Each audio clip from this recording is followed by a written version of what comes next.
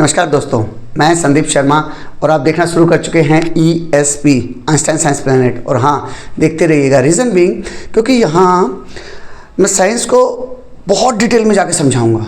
Detail में तो बहुत से टीचर समझाते हैं, लेकिन वो डिटेल के साथ साथ हम सिंप्लिसिटी मेंटेन रखेंगे। सिंपल वर्ड्स में आपके रियल लाइफ से कनेक्ट करके समझाऊंगा। क्लास 6 का NCERT की जो नई बुक आई है क्यूरियोसिटी, उसका चैप्टर नंबर 3 करेंगे, माइंडफुल ईटिंग।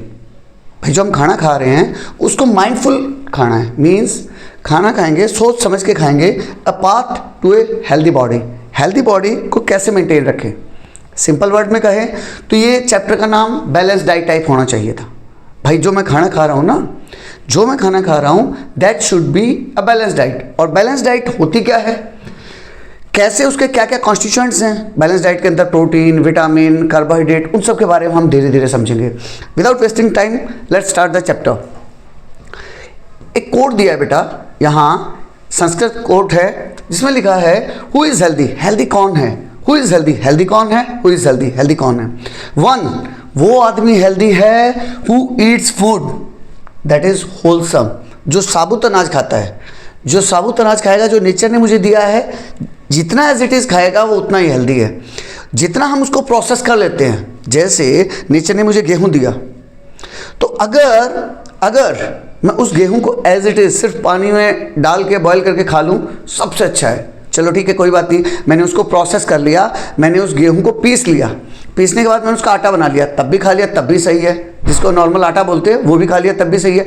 लेकिन अब और एडवांस टेक्नोलॉजी जैसे जैसे आई, मैंने क्या किया, गेहूं का भी छिलका उतार के और उसका मैदा बना लिया, पीस लिया और मैदा बना लिया। मैदा हमारे लिए बहुत खतरनाक है, आप सबको पता है। अधिकतर फास्ट फूड के आइटम्स मैदा से ही बनते हैं, तो वो मेरे लिए उतना, जितना मैं उसको प्रोसेस करते जाऊंगा उतना मेरे हेल्थ के लिए खतरनाक है।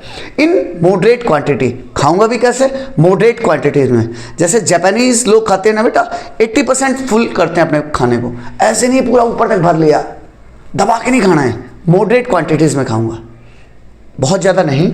And appropriate for the season, season के हिसाब से खाऊंगा। अब सर ये सीजन का क्या लॉजिक है? एक बात बताओ बेटा, अर्लियर टाइम्स में तुमने देखा होगा सर्दी के टाइम, मतलब तुम्हारे दादाजी या तुम्हारे पिताजी के टाइम में, सर्दियों के टाइम में घरों में लड्डू बनते थे। आपके यहाँ चैप्टर में बता रखा है, लड्डू बन गए, कोई जलेबी बन गई, मिठाई वगैरह सर्दी के टाइम में ज़्यादा खाई जाती थी। गर्मियों में और बारिश में तो बिल्कुल नहीं खाई जाती थी। रीज़न बीइंग क्योंकि एट विंटर टाइम हमारा डाइजेशन सबसे बेस्ट होता है और रेनी सीजन में सबसे खराब। तो इसीलिए रेनी सीजन में तो बाहर की कोई चीज़ हमें खानी नहीं है। हाँ ठीक है, उसके बाद 2-3 महीना वेट करेंगे, उसके बाद जब विंटर आ जाएगा तब आप खा लो। तो उससे फ़ायदा क्या होगा, आपका डाइजेशन मस्त होगा, बढ़िया वाला, और आप कभी बीमार नहीं पड़ोगे। सीजन के हिसाब से, टाइम के हिसाब से, एंड प्लेस के हिसाब से। प्लेस के हिसाब से मतलब बेटा एक सिंपल सा एग्जांपल देता हूँ। जैसे नॉर्थ इंडिया में रोटी सब्जी ज़्यादा खाई जाती है।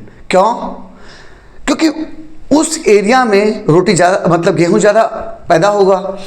सीज़न के हिसाब से, एरिया के हिसाब से, वेदर के हिसाब से रोटी कंफर्टेबल है। वेयर साउथ इंडिया में जाओगे वहाँ आपको राइस के आइटम ज़्यादा मिलेंगे, अलग अलग टाइप के राइस के तरीके बना रखे होंगे उन्होंने। क्यों? क्योंकि वहाँ राइस पैदा होता है। वेदर के हिसाब से, एरिया के हिसाब से वहाँ के लिए राइस अच्छा है। तो ये वाइज सेइंग है, बहुत बढ़िया सेइंग है बेटा।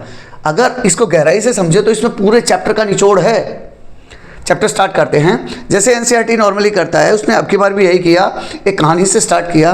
कहानी में 2 बच्चे दिखा रखे बेटा, मेदू एंड मिस्थि, जो अपने स्कूल बोर्ड पे, नोटिस बोर्ड पे लिखा हुआ है अन्नेन जातानी जीवंती। इसका मतलब क्या है बेटा? इसका मतलब है food gives life to living beings.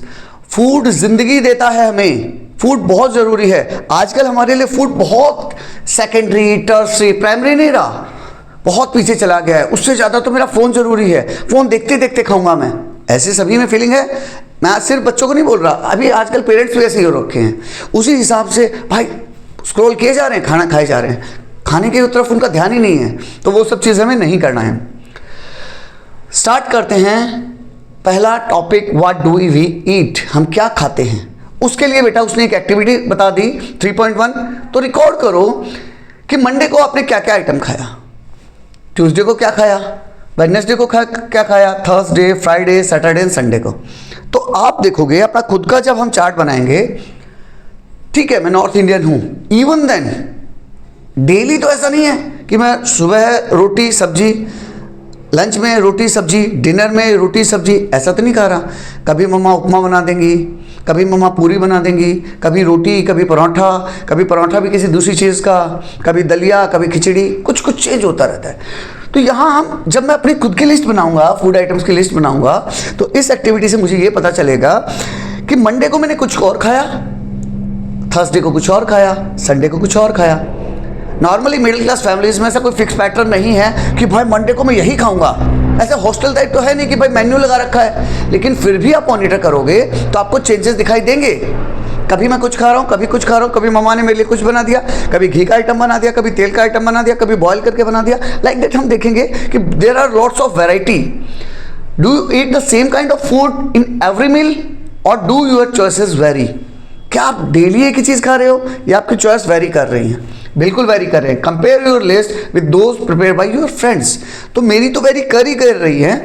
Monday को मैं कुछ और खा रहा हूँ, संडे को कुछ और, वेडनेसडे को कुछ और। लेकिन जब मैं अपने फ्रेंड्स के साथ चेक करूँगा, अब मेरे स्कूल में हो सकता है कोई साउथ इंडियन हो, कोई असमी हो, कोई नॉर्थ इंडिया का हो, कोई गुजरात का हो, कोई मध्य प्रदेश का हो। तो आप देखोगे अब जब मैं अपने फ्रेंड्स के साथ देखूंगा तो there are lots of similarities दिखाई देंगी, लॉट्स ऑफ डिफरेंसेस दिखाई देंगे। You will find similarities and the differences in the food consumed by you and your friend. हर एक एरिया वाइज आपको अलग अलग चीजें मिलेंगी। What did you find? Record your finding in your notebook. You may have noticed that there is a variety in the food eaten by you and your friends.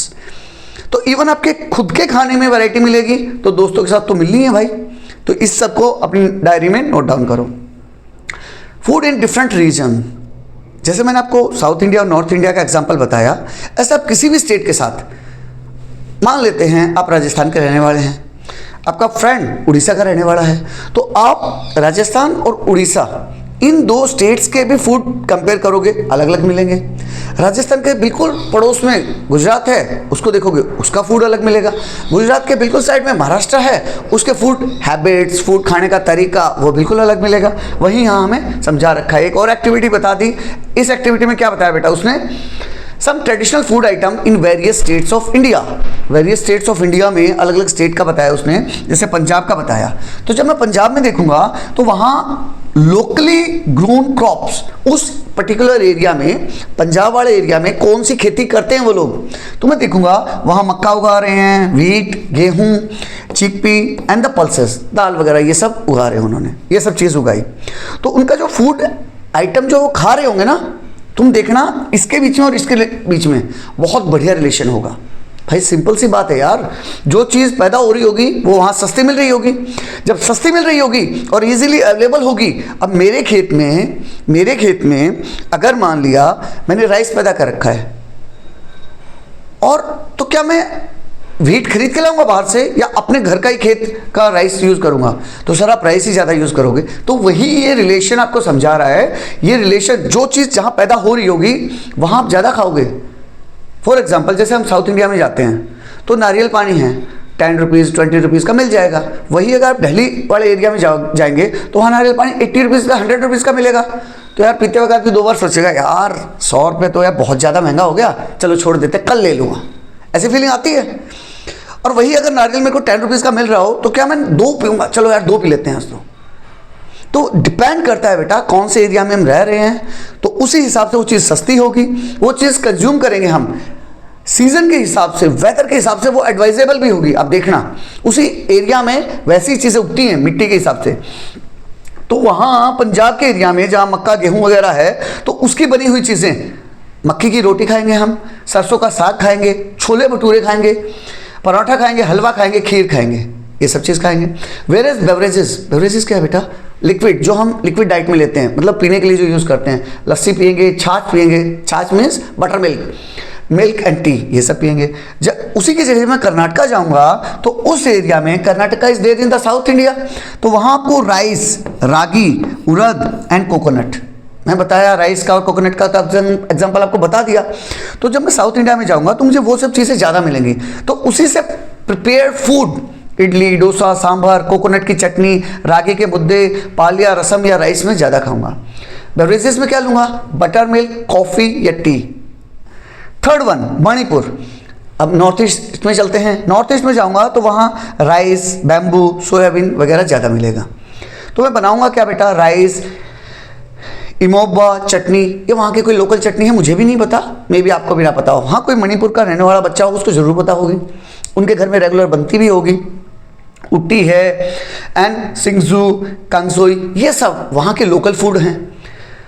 पीने में वो नॉर्मली ब्लैक टी का use ज़्यादा करते हैं। तो इस तरह से मुझे इस चार्ट के थ्रू बुक ने ये समझाने की कोशिश की है कि लोकल ग्रोन क्रॉप्स का बहुत इंपैक्ट पड़ेगा कि आप वहाँ खा क्या रहे हो, आपके फूड हैबिट्स, फूड कैसे बनाते हैं, वो सब उसके ऊपर डिपेंड करेगा। You will find that some food items are common in many states. अभी अभी हमने देखा मणिपुर में भी और कर्नाटका में भी राइस कॉमन था। Whereas अगर आप नॉर्थ ईस्टर्न स्टेट्स जाएंगे, जैसे दिल्ली है, हरियाणा, पंजाब, राजस्थान, यूपी, बिहार, मध्य प्रदेश, महाराष्ट्र, इन सब में आपको रोटी ज़्यादा मिलेगी। क्यों मिलेगी? क्योंकि वहाँ लोकली ज़्यादा ग्रो किए जाते हैं। तो इस तरह से हम देखते हैं कि भाई कुछ एरियाज़ में वो चीज़ें कॉमन होंगी, whereas some are eaten only in a particular state. हमने मणिपुर का एग्जांपल लिया, वो जो चटनी वगैरह का नाम था, भाई मैंने तो सुना भी नहीं कभी। क्यों? क्योंकि मैं उस एरिया में रहता नहीं हूँ। अब जब रहता नहीं हूँ तो मुझे उसका आइडिया नहीं है कैसे प्रिपेयर करेंगे, कैसे वो किस चीज़ से बनती है। लाइक दैट ये डिफरेंसेस हमेशा रहेंगे। What relation do you find between the traditional food items and the locally grown crops? जो आइटम वहाँ पैदा हुए, जो आपने वहाँ खाना बनाया, ट्रेडिशनली फूड आइटम जो बनाए आपने, फूड प्रिपेयर किया, और जो आपने क्रॉप्स पैदा की, उसमें क्या कोई कोरिलेशन दिखाई दे रहा है? You must have observe that the traditional food of any state is usually based on the crop grown in that state. जो आप खाना बनाओगे लोकली ग्रोन क्रॉप्स के ऊपर प्रॉपरली डिपेंड होगा भाई। और India is an agriculture country with diverse soil. India एक एग्रीकल्चर कंट्री है बेटा। एग्रीकल्चर कंट्री मतलब कृषि प्रधान देश। हिंदी में बोलते हैं कृषि प्रधान देश, इंग्लिश में बोल दिया एग्रीकल्चर कंट्री। एग्रीकल्चर मतलब जहाँ बहुत ज़्यादा खेती होती है। जब खेती होती है तो वहाँ डाइवर्स टाइप के वेदर कंडीशन हैं, वहाँ का एरिया अलग अलग है, वहाँ की मिट्टी अलग अलग है, वाटर की अवेलेबिलिटी अलग अलग है। तो इन सब के बेसिस पे एरिया टू एरिया हम क्या उगा रहे हैं वो बहुत मैटर करेगा। वही बता रहा है एग्रीकल्चर कंट्री है तो वहाँ पे डाइवर्स टाइप के सॉइल हैं, मिट्टी अलग अलग टाइप की है, वहाँ के क्लाइमेट कंडीशन अलग अलग हैं। कहीं माउंटेन है तो वहाँ का क्लाइमेट कुछ और होगा, कहीं प्लेन है, कहीं सीसोर है। जब सीसोर है, समुद्र का किनारा है, तो तुम्हें नहीं लगता? अब जैसे एक सिंपल कॉन्सेप्ट बताता हूँ। कुछ जो वेजिटेरियन बच्चे हैं, प्योर वेजिटेरियन बच्चे हैं, अगर उसी के स्कूल में कोई दूसरा बच्चा है जो मछली ले आया, कोई मीट ले आया, अंडा ले आया, तो वो बच्चे उन बच्चों के खिलाफ बोलेंगे अरे यार बहुत स्मेल आ रही है, ये आ रहा है, वो रहा है। भाई ऐसा कुछ नहीं है, आप इस बात को समझो। अगर आप भी उस एरिया में पैदा हुए होते, मैं भी एक अगर ऐसे एरिया में पैदा हुआ होता जो मछुआरों का गांव है, जहां आसपास पूरे मछुआरे हैं और वो जाते हैं फिश लेके आते हैं, वहाँ फिश बहुत सस्ती है। और खुद मेरे घर में मान लिया मेरे पेरेंट्स मछली लेके आए, तो क्या वो मछली मेरे लिए सबसे सस्ती नहीं होगी? और मेरे लिए गेहूँ बहुत महंगा होगा।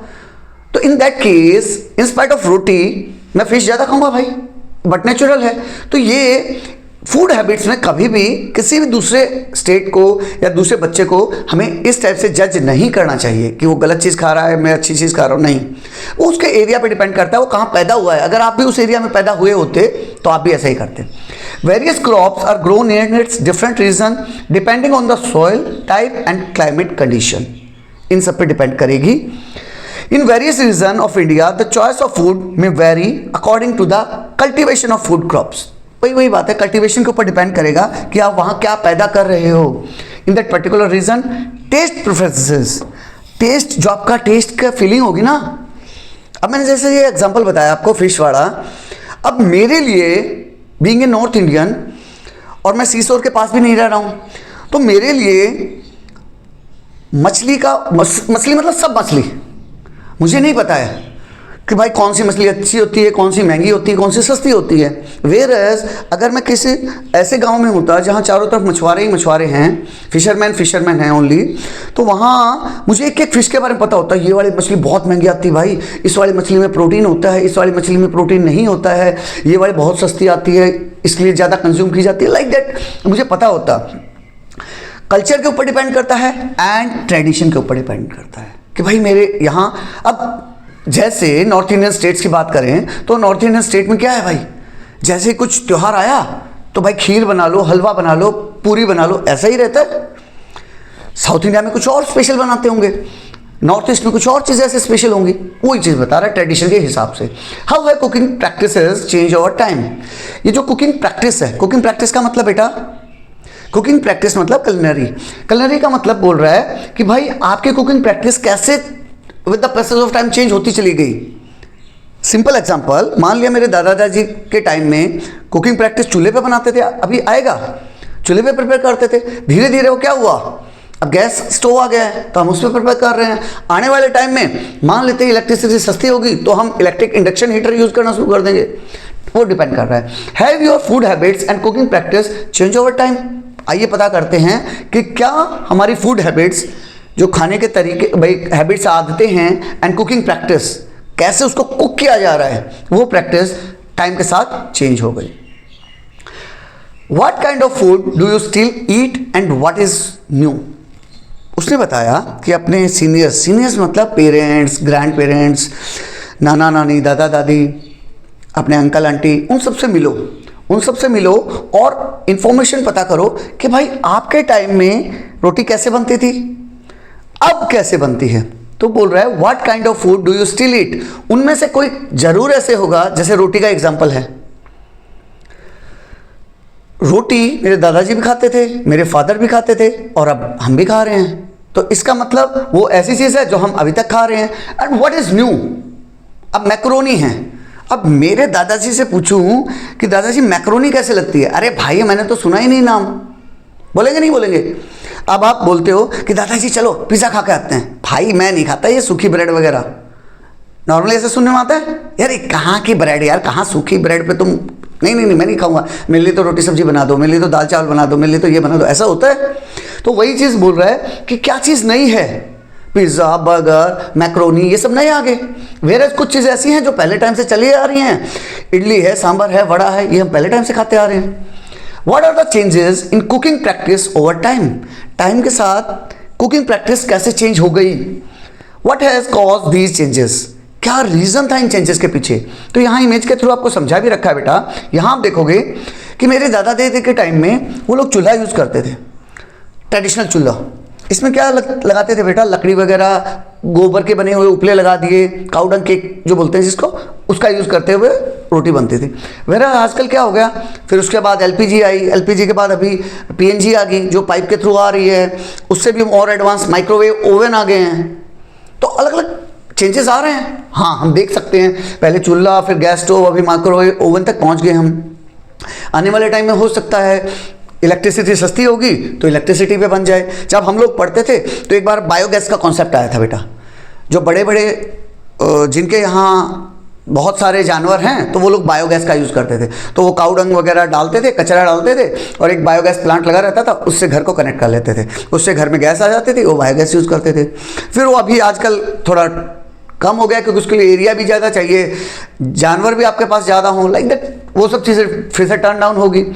तो यहाँ गैस के बारे में बता रहा है, अभी माइक्रोवेव ओवन आ गए हैं। सेकंड, उसने बताया कि अर्लियर टाइम्स में जो मेरी ग्रैंड माँ वगैरह थी, दादी नानी वगैरह, वो चटनी वगैरह बनानी है, कुछ भी बनाना है तो वो सिलबट्टे का यूज़ करती थी। हिंदी में बोलते हैं बेटा, हिंदी में बोलते हैं सिलबट्टा, इंग्लिश में आप इसको स्टोन ग्राइंडर बोल सकते हैं। दो पत्थर, एक बड़ा पत्थर रहेगा, उसके ऊपर दूसरे पत्थर से हम उसको रोल कर करके चटनी बनाते हैं। वेयर एज आजकल मॉडर्न टाइम में आपको मिक्सर ग्राइंडर देखने को मिल गया जो इलेक्ट्रिकल तरीके से चलता है, इसलिए उसको इलेक्ट्रिकल ग्राइंडर बोल दिया। इसके अलावा भी कोई और चेंजेस आए क्या? बिल्कुल आए। जैसे मैं एग्जांपल के लिए बताता हूँ, जब हम लोग, मुझे याद है बेटा, मेरी दादी वगैरह जो खाना बनाती थी तो हमेशा बैठ के बनाते थे। किचन में लगभग जितने भी काम होते थे वो लोग बैठ के करते थे। रोटी बनाना है, बर्तन धोना है, बर्तन उस टाइम में धोए नहीं जाते थे, बर्तन मांजे जाते थे। मतलब जैसे जो चूल्हे में राख बची ना बेटा, ऐश, उस ऐश का यूज़ करते हुए विदाउट वाटर एक भी बूंद यूज़ नहीं कर रहे हैं, और वो राख का यूज़ करते हुए उसको साफ़ करते थे। ये हमने खुद ने देखा है, और आप में से भी किसी ने देखा होगा, आपकी दादी वगैरह से यूज़ करती होंगी। तो वो भी बैठ के करते थे। वेराज आजकल क्या हो गया है, कुकिंग पूरा खड़े खड़े का काम हो गया है। भाई रोटी बना रहे हैं तो स्लेब पे मामा रोटी बना रही हैं, फिर बर्तन धो दिया तो धोने के लिए भी वॉश बेसिन है, सिंक है, उसमें मामा खड़े खड़े धो रही हैं। तो घुटने की दिक्कत बढ़ गई है।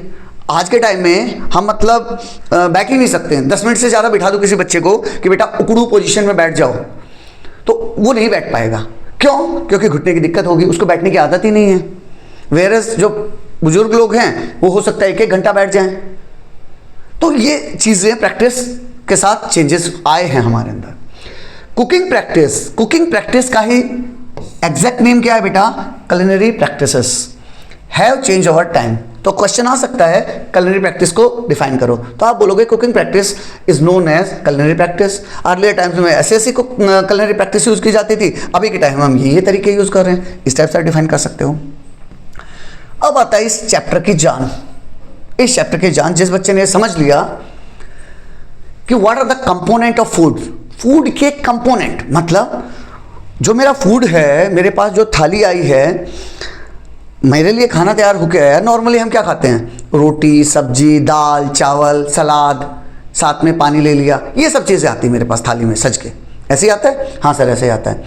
तो वो जब सारी चीज़ें आई तो उन्हीं को हम क्या बोलते हैं? कंपोनेंट। फूड के कंपोनेंट। भाई फूड किस किस चीज़ से मिलकर बना है, उसको अब हम साइंटिफिकली समझेंगे। रोटी को अब रोटी नहीं बोलेंगे, हम कार्बोहाइड्रेट बोलेंगे।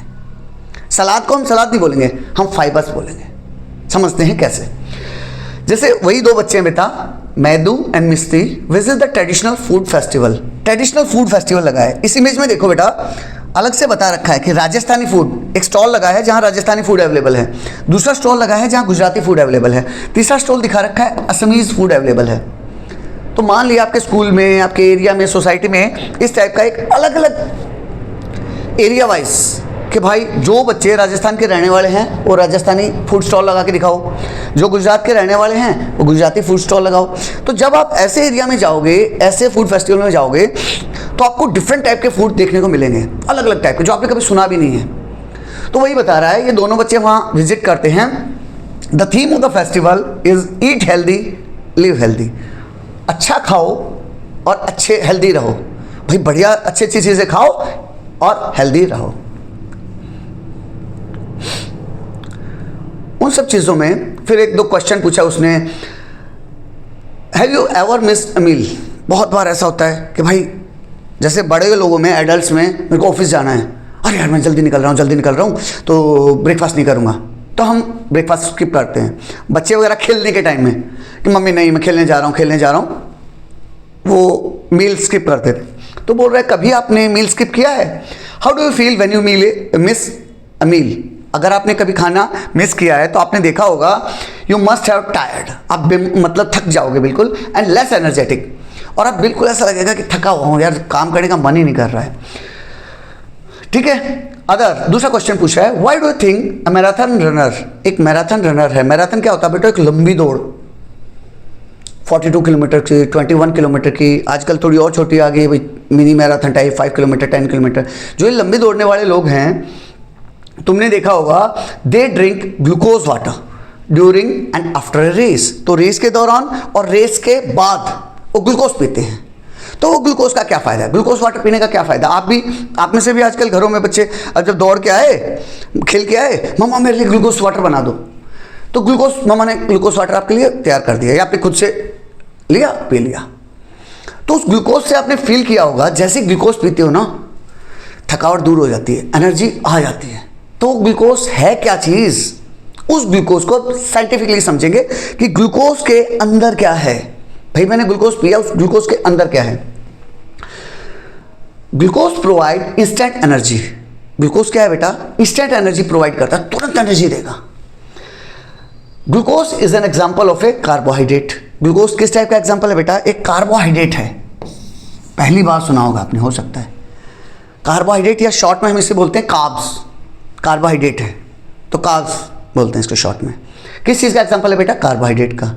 कार्बोहाइड्रेट होता क्या है बेटा? Energy giving food. कार्बोहाइड्रेट क्या होता है बेटा? एनर्जी गिविंग फूड, जो तुरंत आपको एनर्जी प्रोवाइड करते हैं। तो क्या सिर्फ ग्लूकोज में मिलेगा? नहीं बेटा, ये जितनी सारी इमेज दे रखी है ना, इन सब में मिलेगा। पटैटो, आलू, स्वीट पोटैटो, जो ये स्वीट पोटैटो है, व्हीट, गेहूं, राइस, बाजरा, मक्का, आम, पाइनएप्पल, बनाना, शुगर केन, गन्ना, इन सब में आपको कार्बोहाइड्रेट के वो मिलेंगे। सबसे पहले कार्बोहाइड्रेट क्यों पढ़ रहे हैं? क्योंकि अगर आपके सामने में जब थाली लेके आऊंगा ना बेटा, तो उसमें जो भी आपको सबसे ज़्यादा चीज़ दिखाई दे, यानी मेन कॉन्स्टिट्यूएंट्स जो सबसे बड़ा दिखाई दे, सिंपल एग्जांपल समझा रहा हूँ। जैसे नॉर्थ इंडिया की थाली में रोटी दिखाई देगी, साउथ इंडिया की थाली में राइस दिखाई देंगे। तो चाहे वो रोटी हो यानी व्हीट, या फिर राइस हो, जो सबसे ज़्यादा क्वांटिटी में है, that is carbohydrate. That is carbohydrate, क्योंकि एनर्जी रिक्वायरमेंट हमारी वही फिल करेगा, एनर्जी गिविंग फूड है। Carbohydrate are one of the primary source of our energy in our diet. Energy के लिए यूज किया जाता है बेटा, प्राइमरी सोर्स है एनर्जी का। cereals like wheat, rice and maize, vegetables like potato and sweet potato, and fruits like banana, pineapple and mango are some sources of carbohydrate। ये carbohydrate के सोर्सेस हैं। तो यानी कार्बोहाइड्रेट क्या हो गया बेटा? कार्बोहाइड्रेट का दूसरा नाम बताओ। क्वेश्चन आएगा 1 नंबर में, एमसीक्यू में आ जाएगा, फिल इन द ब्लैंक्स में आ जाएगा। कार्बोहाइड्रेट का दूसरा नाम बताओ, तो आप बताओगे they are known as energy giving food. क्यों? क्योंकि वो हमें एनर्जी प्रोवाइड करते हैं। उनका दूसरा नाम क्या है? एनर्जी गिविंग फूड है। किस किस में मिलेंगे? इतने सारे याद रखने की जरूरत है क्या? नहीं, एग्जाम्पल बताना है ना, मैं तो हम 2 याद रख लेंगे। 2 कैसे याद रखेंगे? जो सबसे ज़्यादा होता है, तो नॉर्थ इंडिया में सबसे ज़्यादा राइस, ये क्या बोलते हैं, रोटी, तो रोटी किससे बनेगी? व्हीट से। साउथ इंडिया में राइस, चावल, तो ये 2 याद रख लो, बस सीधी सी बात है। और हाँ, तुम्हें फिर भी अगर याद रह पा रहे हैं कि पोटैटो है, स्वीट पोटैटो है, शुगर केन है, उनसे हो रहा है तो बहुत अच्छी बात है, लेकिन एग्जाम्पल जरूर 2 याद रख लेना। नेक्स्ट चलते ही वही एग्जाम्पल जो मैं आपको बता रहा था कि सर्दियों के दिन आ गए। सर्दियों के दिनों में आपके घरों में अलग अलग टाइप के लड्डू वगैरह बन रहे हैं। किसी के घर में मेथी का लड्डू बन रहा है, किसी के घर में गूंद का लड्डू बन रहा है, किसी के यहाँ बेसन का लड्डू बन रहा है, किसी के यहाँ आटे का लड्डू बन रहा है। तो सर्दियों में ही हम ये लड्डू इतना क्यों यूज़ करते हैं? क्योंकि बेटा लड्डू वगैरह बनाने के लिए हम नॉर्मल देसी घी यूज़ करते हैं, और जो देसी घी है they are very good source of fat. तो फैट बहुत स्ट्रॉन्ग चीज़ होती है, स्टोर्ड एनर्जी के लिए यूज़ किया जाता है, और स्टोर एनर्जी के लिए यूज़ करते हैं तो उसको डाइजेस्ट करना इतना आसान नहीं है, हर एक के बस का नहीं है। तो इसीलिए तो हम कब यूज़ करें ऐसी चीज़ को? भैया हेल्थ के लिए तो ज़रूरी है, यानी इसका मतलब तो ख़राब बोलता रहो सारा फैट को। ख़राब नहीं है बेटा, लेकिन या तो आप उतनी मेहनत करो कि जितना भी फैट मैंने खाया है उसको मेरी बॉडी डाइजेस्ट कर ले, या फिर मेरा डाइजेस्टिव सिस्टम बहुत स्ट्रॉन्ग होना चाहिए, जो कब होता है मैंने बताया था, विंटर टाइम में सबसे बेस्ट मेरा डाइजेस्टिव सिस्टम रहेगा।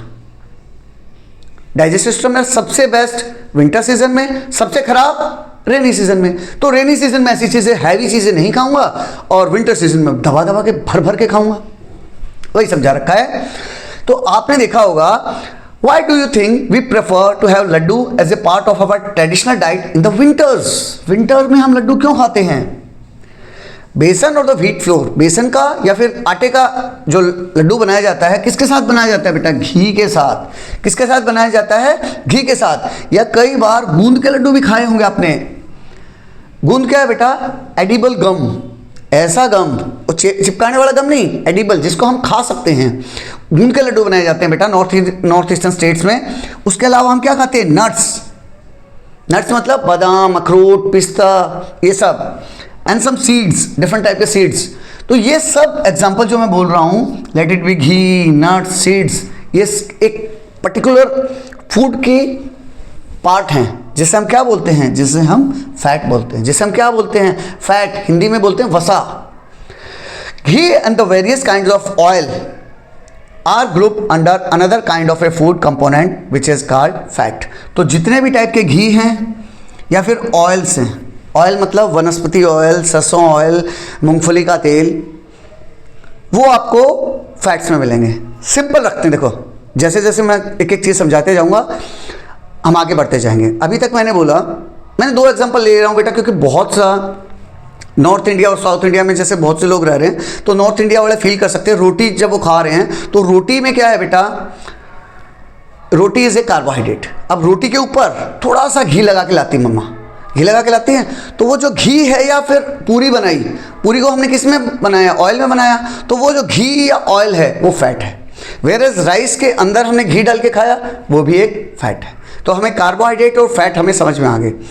कार्बोहाइड्रेट का एग्जांपल हमने लिया व्हीट एंड राइस, फैट्स का एग्जांपल घी एंड ऑयल। चलिए आगे चलते हैं। इसके अलावा बता रहा है ground nuts, walnuts, almond, coconuts, ये सब फैट के एग्जांपल हैं। Fat is a source of store energy. जैसे हमने देखा था कार्बोहाइड्रेट का क्या बोलते थे, carbohydrate are known as energy giving food. Fat किस लिए यूज किए जाते हैं बेटा, एनर्जी को स्टोर करने के लिए। ये जो हमारे पेट पे इधर उधर फैट जम गया, कई बच्चों के तो गाल भी गोलू मोलू से होते हैं ना, जो उनके गाल पे भी फैट आ जाता है, जो मोटे मोटे बच्चे हैं, तो वो क्या चीज़ है, वो फैट है आपकी बॉडी के अंदर जो जमा हो गया है। इन केस आप 10-15 दिन ना खाओ, ऐसा करना मत, बीमार पड़ जाओगे।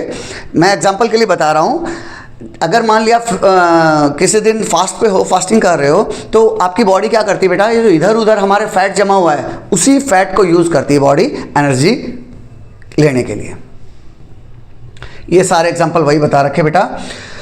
जैसे ये देखो बटर है, पिस्ता है, सनफ्लावर के सीड्स हैं, वॉलनट, ग्राउंडनट। वॉलनट क्या होते हैं, अखरोट, ग्राउंडनट मतलब मूंगफली, सोयाबीन है, सीसम के सीड्स हैं, कैशू नट्स हैं, आलमंड, कर्ड, ये सब आपके फैट्स का एग्जांपल है। तो 2 याद कर लो, घी एंड ऑयल सबसे बढ़िया है। Carbohydrate and fat combined form में इन्हें क्या बोलते हैं, एनर्जी गिविंग फूड। कार्बोहाइड्रेट को स्पेशली एनर्जी गिविंग फूड बोलते हैं, फैट्स को बेटा स्टोर एनर्जी के लिए यूज करते हैं, एनर्जी जो स्टोर कर लें इसके लिए। यहां पोलर बियर का एग्जांपल बता रखा है। जैसे पोलर बियर क्या करता है बेटा, अपनी बॉडी के अंदर बहुत से फैट को अपने स्किन के अंदर फैट के फॉर्म में दबा लेता है। तो जब एक्सट्रीम विंटर आती है तब उस फैट को यूज कर लेगा, वो स्टोर कर लिया उसने उस फैट को। अब जब एक्सट्रीम विंटर आ गई तो जाके छिप जाएगा, छिपने की उस प्रोसेस को बोलते हैं बेटा हाइबरनेशन। लॉन्ग विंटर स्लीप 2-4 महीने के लिए वो जाके छिप जाएगा, सो जाएगा, और सोते सोते वो एनर्जी कहाँ से लेगा, अपने इसी फैट से लेगा। अब आता है बेटा थर्ड फॉर्म, फूड का तीसरा प्रकार, दैट इज प्रोटीन। अब प्रोटीन की बात करते हैं।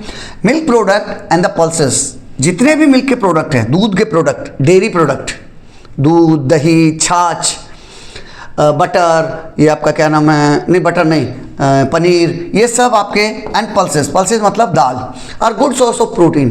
प्रोटीन किस लिए यूज किए जाते हैं बेटा, sports person need protein in larger quantity to build their muscles.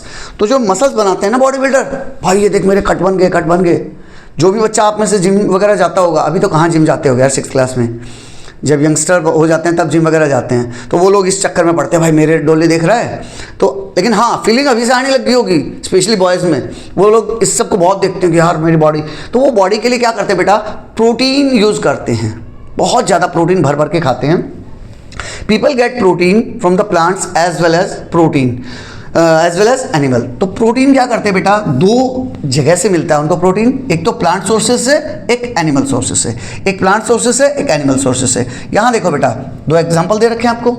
Plant sources में क्या आएगा, जो मुझे पौधों से प्राप्त हुए, जैसे मूंग दाल, तूर दाल, किडनी बीन्स, सोयाबीन, पीस, मटर वगैरह, ग्राम, चना, ये तो हो गए मेरे जो प्लांट से मिले। जो एनिमल से मिलेगी वो क्या है बेटा, chicken, milk, paneer, egg, fish, ये मुझे एनिमल सोर्सेज से मिले।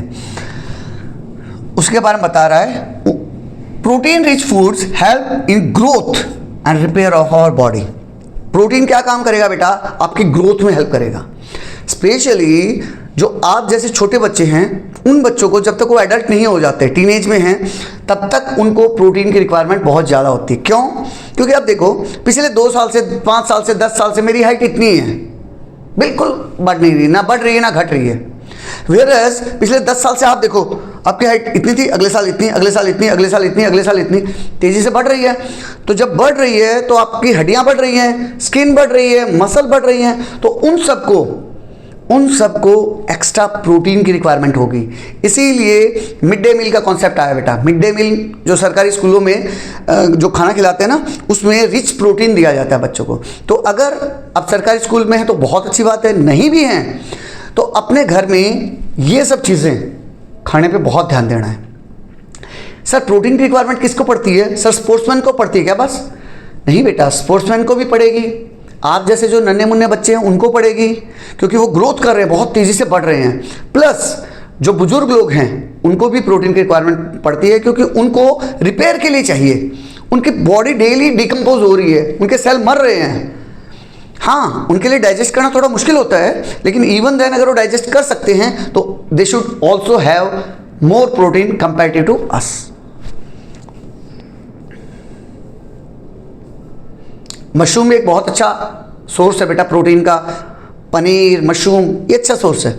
तो यहाँ आपको पता होना चाहिए बेटा, आपको पता होना चाहिए कि प्रोटीन के सोर्सेस क्या हैं। तो मैं हर एक बार दो एग्जांपल बता रहा हूँ। तो प्रोटीन के सोर्सेस में आप दाल लिख लेना, जितनी भी टाइप की दालें हैं वो, और मिल्क प्रोडक्ट लिख लेना, वो आपके लिए बहुत हेल्पफुल रहेगा। प्रोटीन मुझे वहाँ से बहुत भर भर के मिलेगा। तो दाल, जितनी भी टाइप की दालें हैं, या फिर मिल्क प्रोडक्ट वो। अब उसने दो केस दिए बेटा, दो केस दिए हैं, केस 1 और केस 2। ये केस 1 केस 2 बीच में देने का क्या पर्पज़ है भाई? बीच में देने का ये पर्पज़ है, अभी पहले वो आपको दो एग्जाम्पल के थ्रू ये समझा रहा है। केस 1 में क्या होगा बेटा? केस 1 में सेलर्स का टीथ में कुछ दिक्कत हो जाएगी। टीथ में दिक्कत हो जाएगी तो वो क्या करेंगे बेटा? जो टीथ में दिक्कत है ना, उस बीमारी का नाम है स्कर्वी। स्कर्वी होगी विटामिन सी की कमी से। फिर यहाँ नेक्स्ट केस 2 में उसको गोइटर हो जाएगा। इस बच्चे को जैसे गोइटर हो रखा ना, उसको गोइटर की बीमारी हो जाएगी। तो गोइटर की बीमारी के लिए फिर उसको न्यूट्रिएंट्स की जरूरत पड़ेगी। तो यहाँ अभी वो इसीलिए आपको ये दो केस दिए ताकि आपको ये समझाए कि भाई कुछ फूड के अंदर ऐसे कंपोनेंट्स भी होते हैं, कुछ फूड कंपोनेंट ऐसे भी होते हैं, अगर उनको मैं ना लूँ तो मुझे कुछ बीमारियाँ हो जाएंगी। इसीलिए उनको डेफिशिएंसी के लिए यूज़ किया जाता है। डेफिशिएंसी ना हो इसके लिए ये विटामिन एंड प्रोटीन। अब वो धीरे धीरे आपको विटामिन एंड प्रोटीन से इंट्रोड्यूस कराने की कोशिश कर रहे हैं। आइए समझते हैं कैसे। परेशान मत हो, मैं बिल्कुल आराम से समझाऊंगा आपको सिंपल लैंग्वेज में। केस 1 लिया बेटा, उसने बताया कि अर्लियर टाइम्स में जब सेलर्स बहुत दूर दूर तक जाते थे तो शिप वगैरह उतने फास्ट होते नहीं थे, धीरे धीरे सेल करके जा रहे हैं तो महीनों लग जाते थे एक जगह से दूसरी जगह जाने में। तो उन्होंने देखा कि 1746 के आसपास, 1746 के आसपास उन्होंने देखा कि जब लंबी लंबी दूरी में जा रहे हैं ना, तो they got bleeding and swollen gums. Bleeding होनी शुरू हो जाती थी। जब आपके गम्स है ना, गम्स मीन्स मसूड़े, जो दांत जिसके अंदर लगे हुए हैं, जो पिंक पिंक से दिखाई देते हैं, वो गम्स स्वोलो हो जाते थे, मतलब फूल जाते थे, सूजन आ जाती थी और उनमें से खून निकलना शुरू हो जाता था। तो 1746 के आसपास एक स्कॉटिश फिजिशियन थे, मतलब एक डॉक्टर थे जिनका नाम था जेम्स लिंड। उन्होंने ऑब्जर्व किया कि वो सेलर्स जो कि लेमन और ऑरेंज का यूज़ कर लेते हैं उस वॉयज के दौरान, उस यात्रा के दौरान, जब वो सेलिंग कर रहे हैं उस दौरान जिसने भी लेमन खा लिया या ऑरेंज खा लिया तो उसको स्कर्वी नाम की बीमारी नहीं होगी, उसको स्कर्वी नाम की बीमारी नहीं होगी या कम होगी। तो इससे उन्होंने क्या अंदाज़ा लगाया कि भाई ये लेमन में और ऑरेंज में कुछ बहुत अच्छा फूड कंपोनेंट है जो कि उनको बीमारी से बचाने में हेल्प करता है, जिसका नाम बाद में क्या दिया बेटा? Vitamin C. इससे हमें पता चला कि विटामिन सी का यूज़ करके हम स्कर्वी नाम की बीमारी से बच सकते हैं। पहला केस समझ आ गया, यानी विटामिन कोई ऐसा कंपोनेंट है जो मेरे फूड के अंदर अवेलेबल होता है जो मुझे बीमारी से बचाने में हेल्प करता है। ठीक है, एक चीज़ समझ आ गई। सेकंड केस में सेम ऐसे ही हिमालयन रीजन में, अपना हिमालय है उस रीजन में, and northern plain of India, यानी नॉर्दर्न पार्ट ऑफ इंडिया के में क्या हुआ, सोलन यहाँ इस टाइप से, ये देखो गला, उसका गला देख रहे हो किस टाइप से, उसके नेक के ऊपर स्वेलिंग आ गई, ऐसे सूजन से आगे बड़ा सा गला हो गया। तो जब इसके बारे में पता किया, गवर्नमेंट ने पता किया कि भाई ये क्या दिक्कत है और ये कैसे ठीक हो जाता है, तो उन्होंने अंदाज़ा लगाया कि अगर किसी तरह उनको हम आयोडाइज सॉल्ट खिला रहे हैं, क्या खिला रहे हैं बेटा? आयोडाइज सॉल्ट खिला रहे हैं, नमक में आयोडीन डाल दे रहे हैं, नमक में आयोडीन डाल दे रहे हैं, तो वो ठीक हो जा रहे हैं। या फिर जो लगातार आयोडाइज सॉल्ट का यूज़ कर रहा है उसको बीमारी हो ही नहीं रही है, उसी एरिया में, उसी कंडीशन में वही चीज़ें खा रहे हैं, बस वो आयोडीन खा रहा है अपने फूड में, तो उस बंदे को ये बीमारी नहीं होगी। इसका मतलब ये कोई ऐसी बीमारी है जो कि आयोडीन से ठीक हो जाती है। इस बीमारी का नाम क्या है बेटा? इस बीमारी का नाम है गॉइटर। और ठीक किस कारण से हो जाती है? एक मिनरल के कारण। मिनरल का नाम क्या है? आयोडीन। मिनरल क्या है सर? जैसे विटामिन अलग अलग टाइप के हैं, vitamin A, B, C, D, E and K. आपके सिलेबस में A, B, C and D दे रखे हैं, 4 ही दे रखे हैं, तो वो 4 के बारे में हम पढ़ेंगे। तो विटामिन एक टाइप के फूड कंपोनेंट है जो कि मुझे बीमारियों से बचाने में हेल्प करते हैं। दूसरे टाइप के फूड कंपोनेंट जिसे हम मिनरल्स बोलते हैं, वो भी कुछ बीमारियों से बचाने में हमारी हेल्प करते हैं, जैसे आयोडीन है, कैल्शियम है, आयरन है, वो सब। आइए उनके बारे में समझते हैं। इन बिटवीन उसने एक और इमेज के थ्रू आपको बताया है कि गुजरात के कच्छ एरिया में एक अगरिया नाम से एक बेटा कम्युनिटी है जो कि नमक की फार्मिंग करती है, साल्ट फार्मिंग करती है, नमक पैदा करती है, समुद्र में से नमक निकाल के देती है। अब उसने एक सर्वे कंडक्ट कर दिया एक्टिविटी 3.4 के थ्रू। बता रहा है कि आप अपने नेबरहुड में जाओ, अपने नियर बाई जो पीपल्स हैं, सीनियर्स हैं, इंटरनेट का यूज़ करो, लाइब्रेरी में से बुक्स का यूज़ करो और पता करो कि भाई किसको किस टाइप की बीमारी हो रही है और उस बीमारी के सिम्टम क्या हैं, और जब उस बीमारी में को होगी तो उसके सिम्टम क्या आएंगे, उसका इम्पैक्ट क्या रहेगा, उसका असर किस बॉडी पे आएगा और कैसे वो बीमारी ठीक होगी। वही बता रहा है, कोरिलेट दी सिम्टम। आप कोई बीमारियों को पता करो, बीमारी कौन कौन सी हैं, उसके सिम्टम्स का पता करो। सिम्टम मतलब लक्षण, आपको क्या दिक्कत महसूस हो रही है उस बंदे में, विद देयर डाइट, उसके डाइट के साथ कोरिलेशन पता करो कि भाई वो कोई चीज़ कम तो नहीं खा रहा है। And identify the deficiency disease. Deficiency disease मतलब बीमारी, डेफिशिएंसी मतलब कमी के कारण। अब पता करो यार कि भाई इसको ये बीमारी हुई तो किस कमी के कारण हुई। उसको ये चीज़ नहीं खाई इसीलिए, उस बंदे ने भी ये चीज़ नहीं खाई थी, इस बंदे ने ये भी चीज़ नहीं खाई थी, इस बंदे ने विटामिन ए नहीं लिया, इस बंदे ने विटामिन ए नहीं लिया, तो जब दोनों ने विटामिन ए नहीं लिया और दोनों को बीमारी हो रही है, इसका मतलब ये डेफिशिएंसी डिजीज है। इसका मतलब ये डेफिशिएंसी डिजीज है।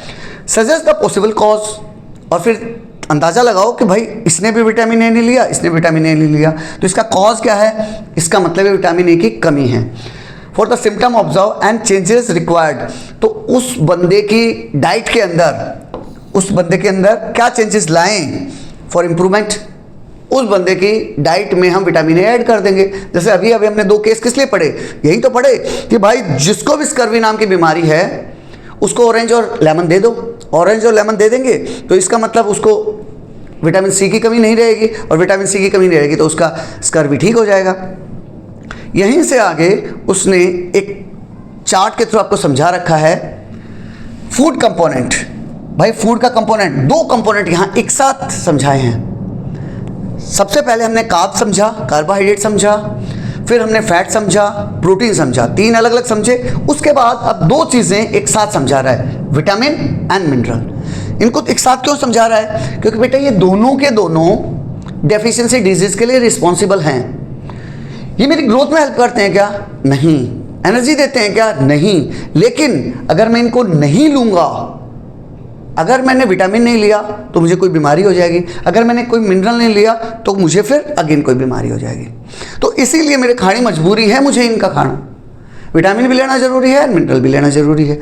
कम क्वांटिटी में आते हैं ये, कम क्वांटिटी में भी ले लेंगे तो चलेगा, ज़्यादा रिक्वायरमेंट नहीं होती है। विटामिन नहीं हमारी आइज़ को और स्किन को हेल्दी रखेगा। मिलेगा किस चीज़ में? सोर्सेस क्या हैं? Papaya, carrot, mango and milk में मिल जाएगा। अगर मैं ये नहीं लूँगा तो मुझे कौन सी बीमारी हो जाएगी भाई? डेफिशिएंसी डिजीज़ क्या हो जाएगी? कौन सी बीमारी हो जाएगी? अगर मैं ये सब चीज़ नहीं खाऊंगा, पपाया, कैरेट, तो ठीक है मुझे विटामिन ए हो गया, लेकिन मुझे बीमारी का नाम क्या होगा? लॉस ऑफ विजन, मुझे दिखना कम हो जाएगा। उसके सिम्टम क्या होंगे? कब मुझे पता चलेगा कि भाई मुझे विटामिन ए की कमी हो गई है? सिम्टम, लक्षण क्या दिखाई देगा? पुअर विजन हो जाएगा, लॉस ऑफ विजन हो जाएगा, डार्कनेस में, sometime complete loss of vision, बिल्कुल नहीं दिखाई देगा। ये विटामिन ए था। Next vitamin B1। Vitamin B को बेटा कई बार विटामिन बी कॉम्प्लेक्स भी बोला जाता है, हायर क्लासेस में आएगा। अभी आपके लिए विटामिन B1 ही है। बच्चों को डाउट आएगा B1 क्यों लिखा है? ऊपर तो vitamin A, vitamin C, vitamin D था, यहाँ 1 का क्या मतलब है? क्योंकि जो विटामिन बी है बेटा, it is a complex vitamin. इसके अंदर कई विटामिन है, vitamin B1, B3, B5, B10, B12, अलग अलग टाइप के हैं। जैसे जैसे क्लासेस बढ़ेगी हम उसके बारे में समझेंगे। तो विटामिन B1 क्या है बेटा? विटामिन B1 क्या करता है? मेरे हार्ट को हेल्दी रखता है और बॉडी को डिफरेंट फंक्शन करने में हेल्प करता है। अगर मैं विटामिन बी नहीं लूँगा तो क्या होगा? मुझे बेरी बेरी हो जाएगा, मुझे बेरी बेरी नाम की बीमारी हो जाएगी। उसके सिम्टम क्या होंगे बेटा? स्वेलिंग, टिंगलिंग और burning sensation in the feats and hand. पैरों में और हाथ में मुझे स्वेलिंग और टिंगलिंग होगी, सूज जाएगा और ऐसे मतलब टिंगलिंग सेंसेशन आएगी। कैसे ठीक करूँ भाई इसको?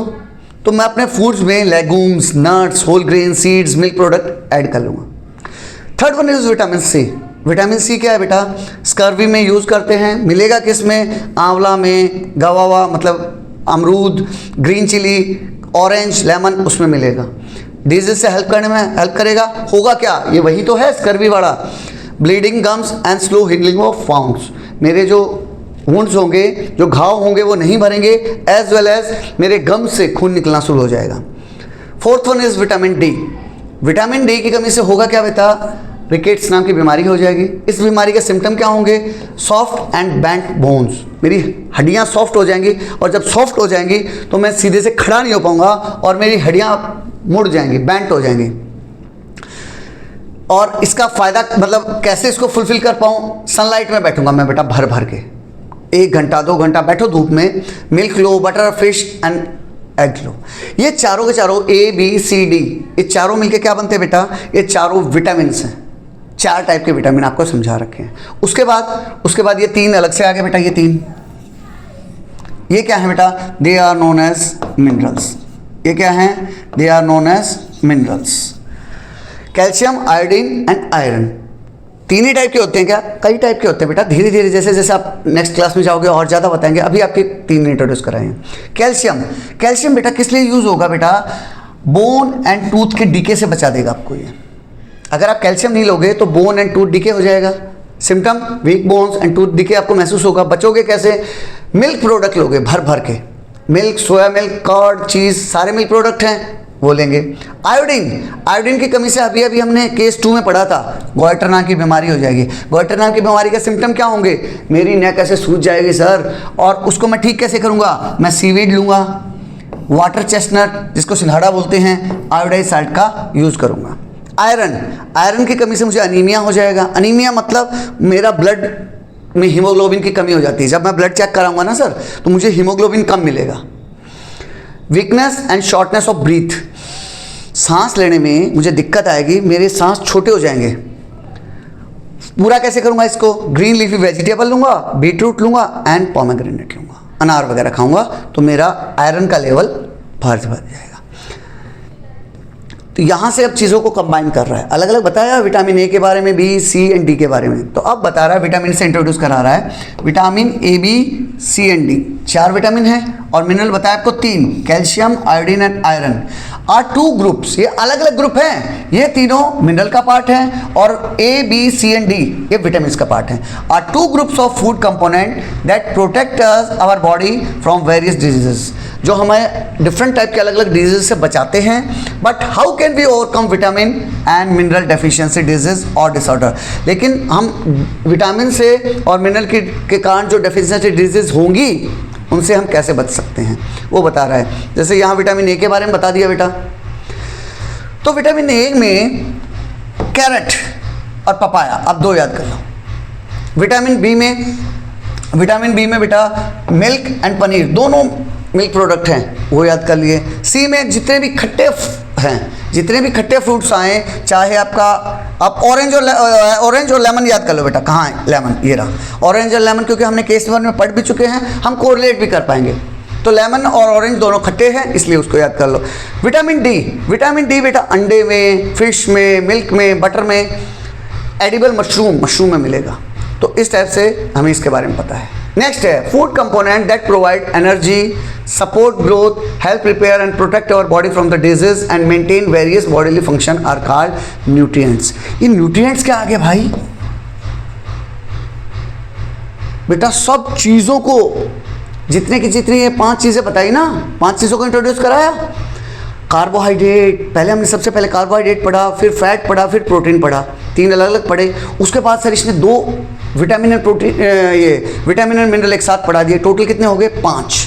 तो ये जो 5 चीज़ें हैं उनको न्यूट्रिएंट्स बोल रहा है। उनको क्या बोला उसने? न्यूट्रिएंट्स। अभी 2 और के बारे में बताएगा, एक तो water and second one is roughage. तो जो ये 7 चीज़ें हैं, 7 टाइप की चीज़ें हैं, इनको मिला जुला के हम न्यूट्रिएंट्स बोलते हैं। न्यूट्रिएंट्स मतलब पोषक तत्व, हिंदी में क्या बोलते हैं? पोषक तत्व, इंग्लिश में क्या बोलते हैं? न्यूट्रिएंट्स।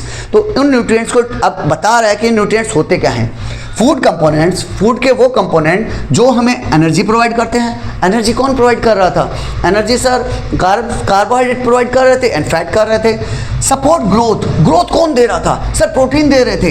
एंड हेल्प रिपेयर, और हमें रिपेयर करने में, रिपेयर भी कौन कर रहा था? प्रोटीन कर रहा था। प्रोटेक्ट आवर बॉडी, बॉडी को कौन प्रोटेक्ट कर रहा था? Vitamin and mineral. तो सभी के बारे में बता दिया।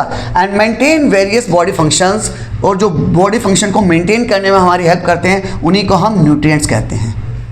तो क्या आपके फूड में, आपको जो थाली आई आपके सामने, अगली बार आप चेक करोगे कि उसके अंदर क्या क्या है और कौन सा न्यूट्रिएंट्स मिसिंग है, वो आपको समझना बहुत जरूरी है। The major nutrients in our food includes, अब वो बता दिया, कार्ब्स, प्रोटीन, फैट, हमने 3 पढ़े थे। उसके बाद क्या आया था? Vitamin and mineral. ये पांचों हैं, ये पांचों के पांचों न्यूट्रिएंट्स के तरह। Vitamin and mineral are also called protective nutrients. अब एक बात बताओ, कार्बोहाइड्रेट का दूसरा नाम क्या था? Sir energy giving food. Fats का दूसरा नाम क्या था? Sir stored energy food. Protein का क्या था? ग्रोथ फूड, जो ग्रोथ के लिए यूज आएगा। तो इसके लिए भी न्यूट्रिएंट और ये विटामिन एंड मिनरल के लिए भी तो कोई दूसरा नाम दे दो सर। दे दिया। इनको क्या बोलते हैं? Protective food. इनको क्या बोलते हैं? Protected food. These nutrient protect our body from the disease and keep us healthy, और हमें हेल्दी रखने में हमारी हेल्प करते हैं।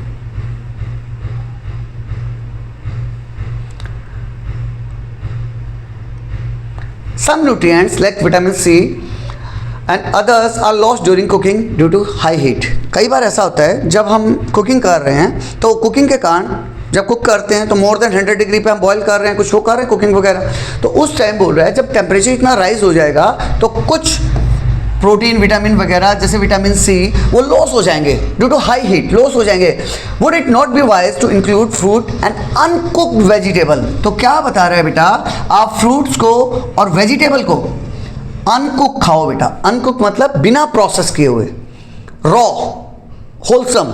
रॉ का मतलब सादा, जैसा मिला है वैसे वैसा, जैसा मिला है उसको वैसे का वैसे खाओ, उसको कुक मत करो। Into our diet, washing, cut और पील वेजिटेबल, वॉश करते हैं, कट करते हैं, फिर छिलका उतारते हैं, may also result in the loss of some vitamin. उसके कारण उसमें से कुछ विटामिन लूज हो जाते हैं। तो कोशिश ये करो बेटा, जितना आप साबुत खा सकते हो उतना साबुत खाओ, ज़्यादा उसको प्रोसेस मत करो। अब 5 के बारे में डिस्कशन कर लिया, अब बचे 2 और। सर कितना लंबा चलेगा, आखिरी है यार, आखिरी के 2 बचे हैं। क्या? First one is water and second is roughage. Roughage क्या है बेटा? फाइबर्स। रफेज क्या है? फाइबर। आइए समझते हैं। Our body needs dietary fibre. हमारी बॉडी को बेटा डाइटरी फाइबर, फाइबर क्या होते हैं बेटा? धागे से। कभी आपने ऑरेंज खाया है?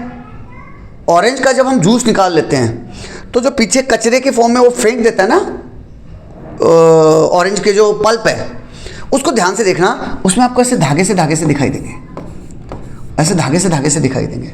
उन्हीं को फाइबर्स बोलते हैं। फाइबर मतलब धागा, डाइटरी फाइबर, ऐसे फाइबर जो डाइट में हमारे इंक्लूड हैं। तो जिसमें भी इस टाइप के फाइबर्स दिखाई देंगे वो मेरे डाइजेशन में बहुत हेल्प करते हैं। वो क्या करेंगे बेटा? डाइजेस्टिव सिस्टम को स्लो डाउन कर देंगे, और स्लो डाउन कर देंगे तो मेरे लिए ईजी हो जाएगा उस चीज़ को डाइजेस्ट करना। मिलेंगे किस चीज़ में?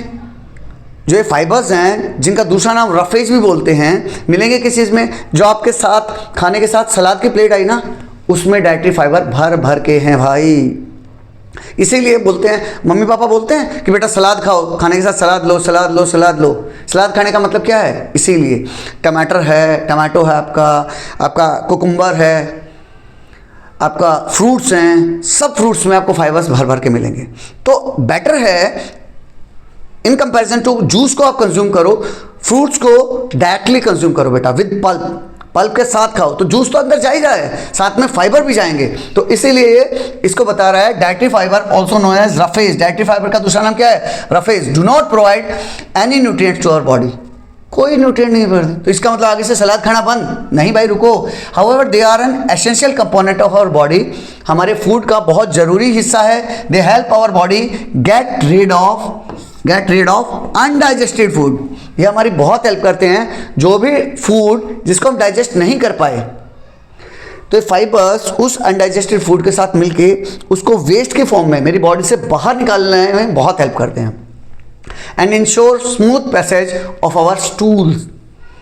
जो हम मॉर्निंग में फ्रेश होके आते हैं, तो जो स्टूल मैंने पास किया मेरी बॉडी से, स्टूल ये वो वाला स्टूल नहीं है, स्टूल मतलब जो मॉर्निंग में आप फ्रेश होते हो बेटा, तो उसको बॉडी से बाहर निकालने में रफेज हमारी बहुत हेल्प करते हैं। ये फाइबर हमारी बहुत हेल्प करते हैं उसको बाहर निकालने में, हमारा डाइजेस्टिव। एक बात बताओ, मेरा घर बहुत अच्छा है, बहुत सुंदर है, लेकिन उस घर में मैं साफ सफाई नहीं रखता, तो क्या वो घर सुंदर लगेगा? सिमिलरली मैंने बहुत अच्छे प्रोटीन, विटामिन, मिनरल्स वगैरह लिए, लेकिन अगर मैं गंदगी मेरी बॉडी से बाहर नहीं निकली अच्छे से, तो मेरी बॉडी गंदी नहीं हो जाएगी। तो इसीलिए ये बहुत जरूरी है। 6 पढ़ चुके हम। 7th one, water is also an essential part of our diet. It help the body absorb nutrient from the food. पानी हमारी बॉडी के लिए बहुत जरूरी है। हमारी बॉडी का 70% पार्ट वाटर का ही बना हुआ है, पानी ही है। हमारी सेल्स के अंदर भर भर के पानी भाई, 70% पानी है। It help the body absorb nutrient from the food. जो मैंने खाना खाया उसमें से न्यूट्रिएंट्स को निकालने में, एब्जॉर्ब करने में ये वाटर मेरी बहुत हेल्प करता है। It removes waste from the body through sweat and urine. Fibre ने क्या किया? जो भी मैंने खाना खाया उसमें से जो वेस्ट निकला सॉलिड फॉर्म में जो वेस्ट निकला, उसकी मेरी बॉडी से बाहर निकालने में, इजेक्शन करने में रफेज ने हेल्प की। लेकिन जो लिक्विड फॉर्म में मेरी बॉडी में गंदगी तैयार हुई, उसको यूरिन, जिसको आप नॉर्मल लैंग्वेज में पेशाब बोल देते हैं, एंड स्वेट मतलब पसीने की फॉर्म में और यूरिन की फॉर्म में आपकी बॉडी से निकालने में हेल्प करता है। कौन? वाटर। तो क्या फाइबर्स एंड वाटर आपकी बॉडी के लिए जरूरी नहीं है? बिल्कुल है sir. We should drink sufficient water regularly to keep our self healthy. तो हमें अपने आप को हेल्दी रखने में पानी बहुत जरूरी है। इसी को समझाने के लिए बेटा मैंने यहाँ आपके लिए एक टेबल ऐड की है। अब तक हम पूरा समझ चुके हैं। अगर आप ये टेबल को एक बार फिर से लर्न कर लें, मैंने अपने साइड से ऐड की है बेटा, ताकि आप समझ पाएँ कि किस फूड कंपोनेंट में क्या क्या होगा, उसका क्या रोल होगा। जैसे मैंने 7 के बारे में बात की। कई बार क्या होता है बेटा, कुछ बुक्स में ये सातों एक जगह न्यूट्रिएंट्स के फॉर्म में दे रखा है। आपकी बुक में क्या किया, पहले 5 को न्यूट्रिएंट बताया, फिर बचे हुए 2 वाटर एंड रफेज को थोड़ा अलग से बता दिया है। वही सातों कंपोनेंट हैं इसके, तो वो सातों मैंने एक साथ इकट्ठा किया है। यहाँ देखो, समझो न्यूट्रिएंट्स क्या है बेटा? कार्बोहाइड्रेट। उसका कॉमन नाम क्या है? Energy giving food. कार्ब्स को हम एनर्जी गिविंग फूड भी बोलते हैं। उसका मेन पर्पस क्या है? Provide energy for our daily activity. Energy provide करते हैं। मिलेंगे कहाँ? Rice and wheat. आगे भूल जाओ चाहे, 2 याद रख लो। सेकंड, पहले फैट पढ़ते हैं बेटा, क्योंकि इस बुक में फैट दे रखा है। फैट क्या है बेटा? They are also energy giving food. लेकिन कौन से? जो कि कंसंट्रेटेड है, जो कि स्टोर के लिए यूज करते हैं, एनर्जी को स्टोर करने के लिए यूज करते हैं। ये और ये लगभग एक जैसे हैं, थोड़ा सा फर्क है। ये भी मेरी बॉडी को एनर्जी प्रोवाइड करेंगे, keep body warm and help absorb some vitamin. हमारी बॉडी को गर्म करने में हेल्प करते हैं और विटामिन को अब्सॉर्ब करने में हेल्प करते हैं। मिलेंगे कहाँ? सिंपल है बेटा, घी में और ऑयल में। 2 याद कर लो। थर्ड वन, प्रोटीन तो वही थे ना ग्रोथ वाले, बॉडी बिल्डिंग फूड। कौन से थे? जो ग्रोथ के लिए यूज आ रहे हैं, जो मेरे बॉडी बिल्डिंग में काम आएंगे। मेन फंक्शन क्या होगा बेटा? ग्रोथ करेंगे, और जो मेरी सेल मर गई हैं उनको रिपेयर करने में और मेंटेनेंस करने में उन सबको हेल्प करते हैं। तो जितना मैं प्रोटीन लूंगा, तो अगर मान लिया 1 लाख मेरी सेल मर गई है आज के दिन, तो अगर मैंने प्रोटीन सफिशिएंट लिया है तो तुरंत रिकवर कर जाएंगे। मिलेंगे कहाँ मुझे? प्रोटीन बेटा दाल में मिलेगा, भर भर के दाल में मिलेगा, और जितने भी मिल्क प्रोडक्ट हैं उसमें मिलेगा, उसमें लिख देना। 4th वन इज विटामिन क्या है बेटा? ABCD वाले। किस लिए यूज आएंगे? प्रोटेक्टिव न्यूट्रिएंट बोलते हैं बेटा इनको, प्रोटेक्शन के लिए काम आते हैं। डेफिशिएंसी डिजीज से बचाते हैं मुझे। जो भी डिजीज, ऐसी डिजीज जो कि डेफिशिएंसी के कारण होती हैं, उनसे बचाने में हेल्प करते हैं। Help protect the body from the disease disease से बचाने में हेल्प करेंगे एंड की बॉडी फंक्शन नॉर्मल। तो क्या ये कुछ ग्रोथ करेंगे, क्या एनर्जी देंगे? क्या नहीं। लेकिन अगर मैं ये नहीं लूंगा तो मैं बीमार पड़ जाऊंगा। मिलेंगे कहाँ? सिंपल है बेटा, विटामिन भी फ्रूट एंड वेजिटेबल लिख लेना, और मिनरल्स भी फ्रूट एंड वेजिटेबल लिख लेना बेटा, सिंपल, मुश्किल नहीं करते हैं। मिनरल्स कहाँ मिलेंगे? ये they are also protective nutrients की कैटेगरी में आते हैं, ये भी प्रोटेक्टिव न्यूट्रिएंट्स हैं, इंपॉर्टेंट फॉर आवर बोन्स। अलग अलग है बेटा, इसमें अलग अलग काम करेंगे। बोन्स के लिए कैल्शियम काम करेगा, ब्लड के लिए ये अपना आयरन काम करेगा, like that teeth, nerves, other body functions के लिए काम करेंगे। किस में मिलेंगे? फ्रूट्स एंड वेजिटेबल में मिलेंगे।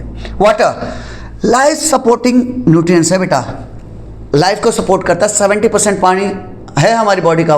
जो वेट है मेरा, अगर मान लिया मैं 100 kg का हूं तो 70 kg मेरा वाटर है। ये क्या करेगा? आपकी बॉडी से वेस्ट को बाहर निकालने में, किस फॉर्म में? लिक्विड फॉर्म में, यूरिन और स्वेट की फॉर्म में आपकी बॉडी से बाहर निकालेगा। टेम्परेचर कंट्रोल में हेल्प करेगा एंड रिमूवल ऑफ वेस्ट में हेल्प करेगा।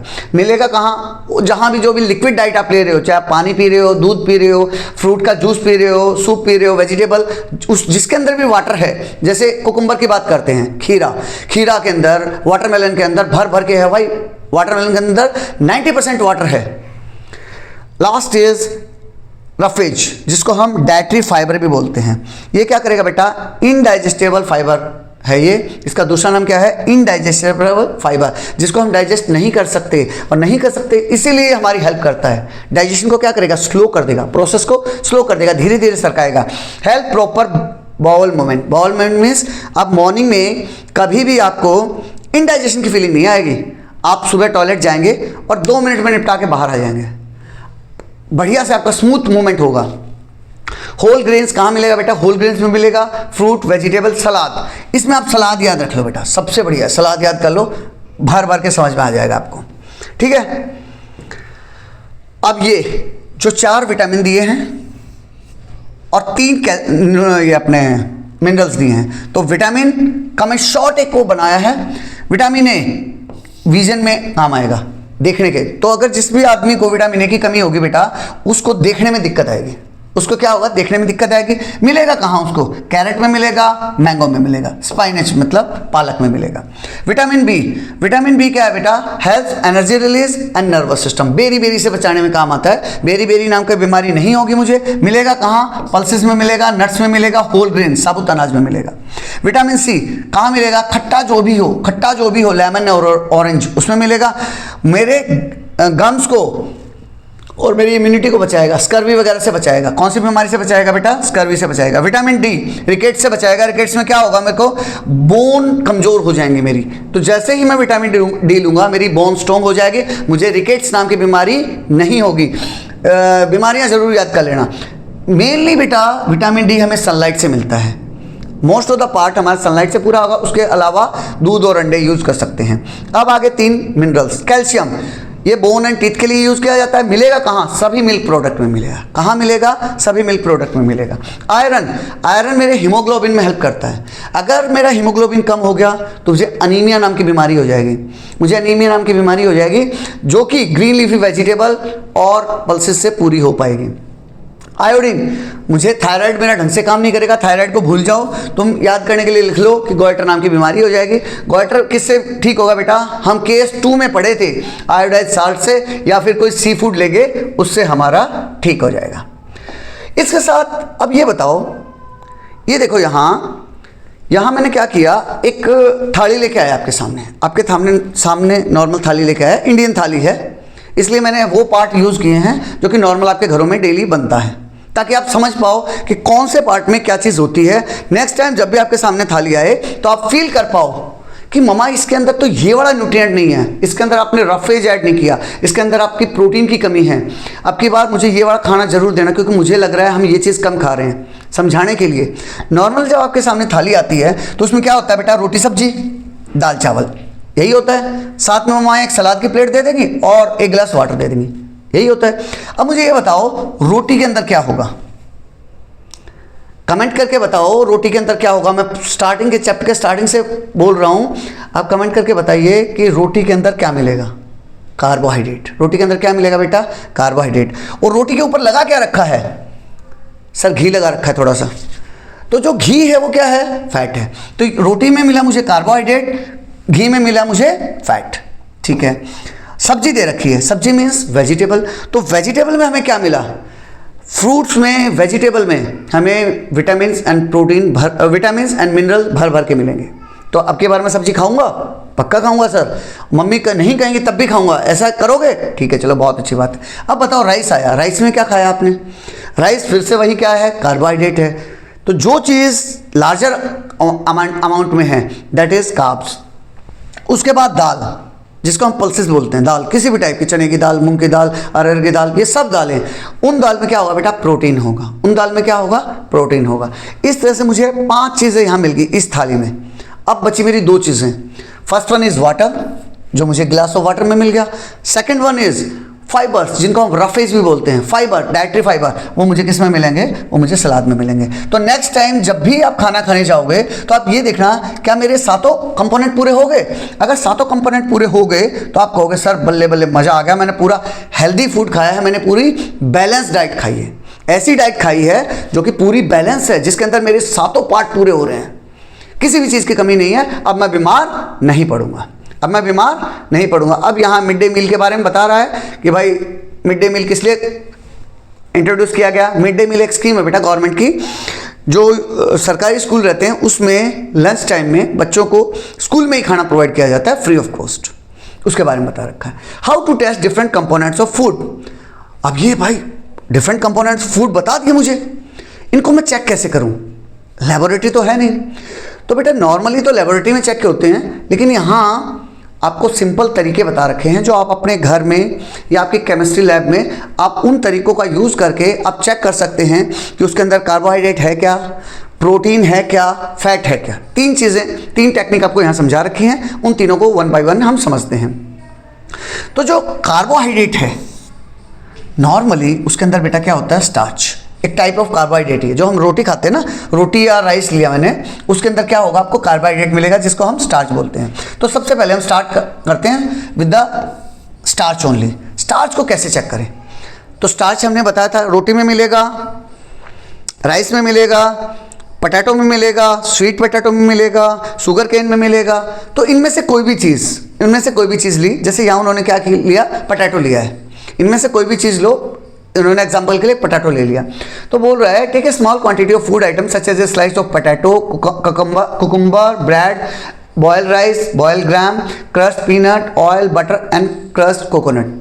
कई टाइप के फूड ले लिए। पोटैटो, कुकुम्बर मतलब खीरा, ब्रेड रोटी, राइस, ग्राम मतलब चना, क्रश पीनट मूंगफली ली क्रश की हुई, ऑयल, बटर एंड कोकोनट को भी क्रश करके ले लिया। ये मतलब टेस्टिंग के लिए लिया है ताकि टेस्ट जब हम टेस्ट करेंगे तो पता चल पाए किसके अंदर है, किसके अंदर नहीं है, किसके अंदर है, किसके अंदर नहीं है। तो नॉर्मली जैसे बात करें स्टार्च आपको पोटैटो में मिल जाएगा, राइस में मिल जाएगा, गेहूं में मिल जाएगा, उन सब में मिलेगा। कैसे चेक करेंगे वो बता रहा है। तो यहाँ इसने देखो बेटा 2 बच्चे हैं, इन्होंने क्या किया, एक ड्रॉपर लिया और ड्रॉपर के थ्रू आयोडीन सॉल्यूशन आप उसके अंदर डालोगे। आयोडीन मिलेगा कहाँ सर मुझे?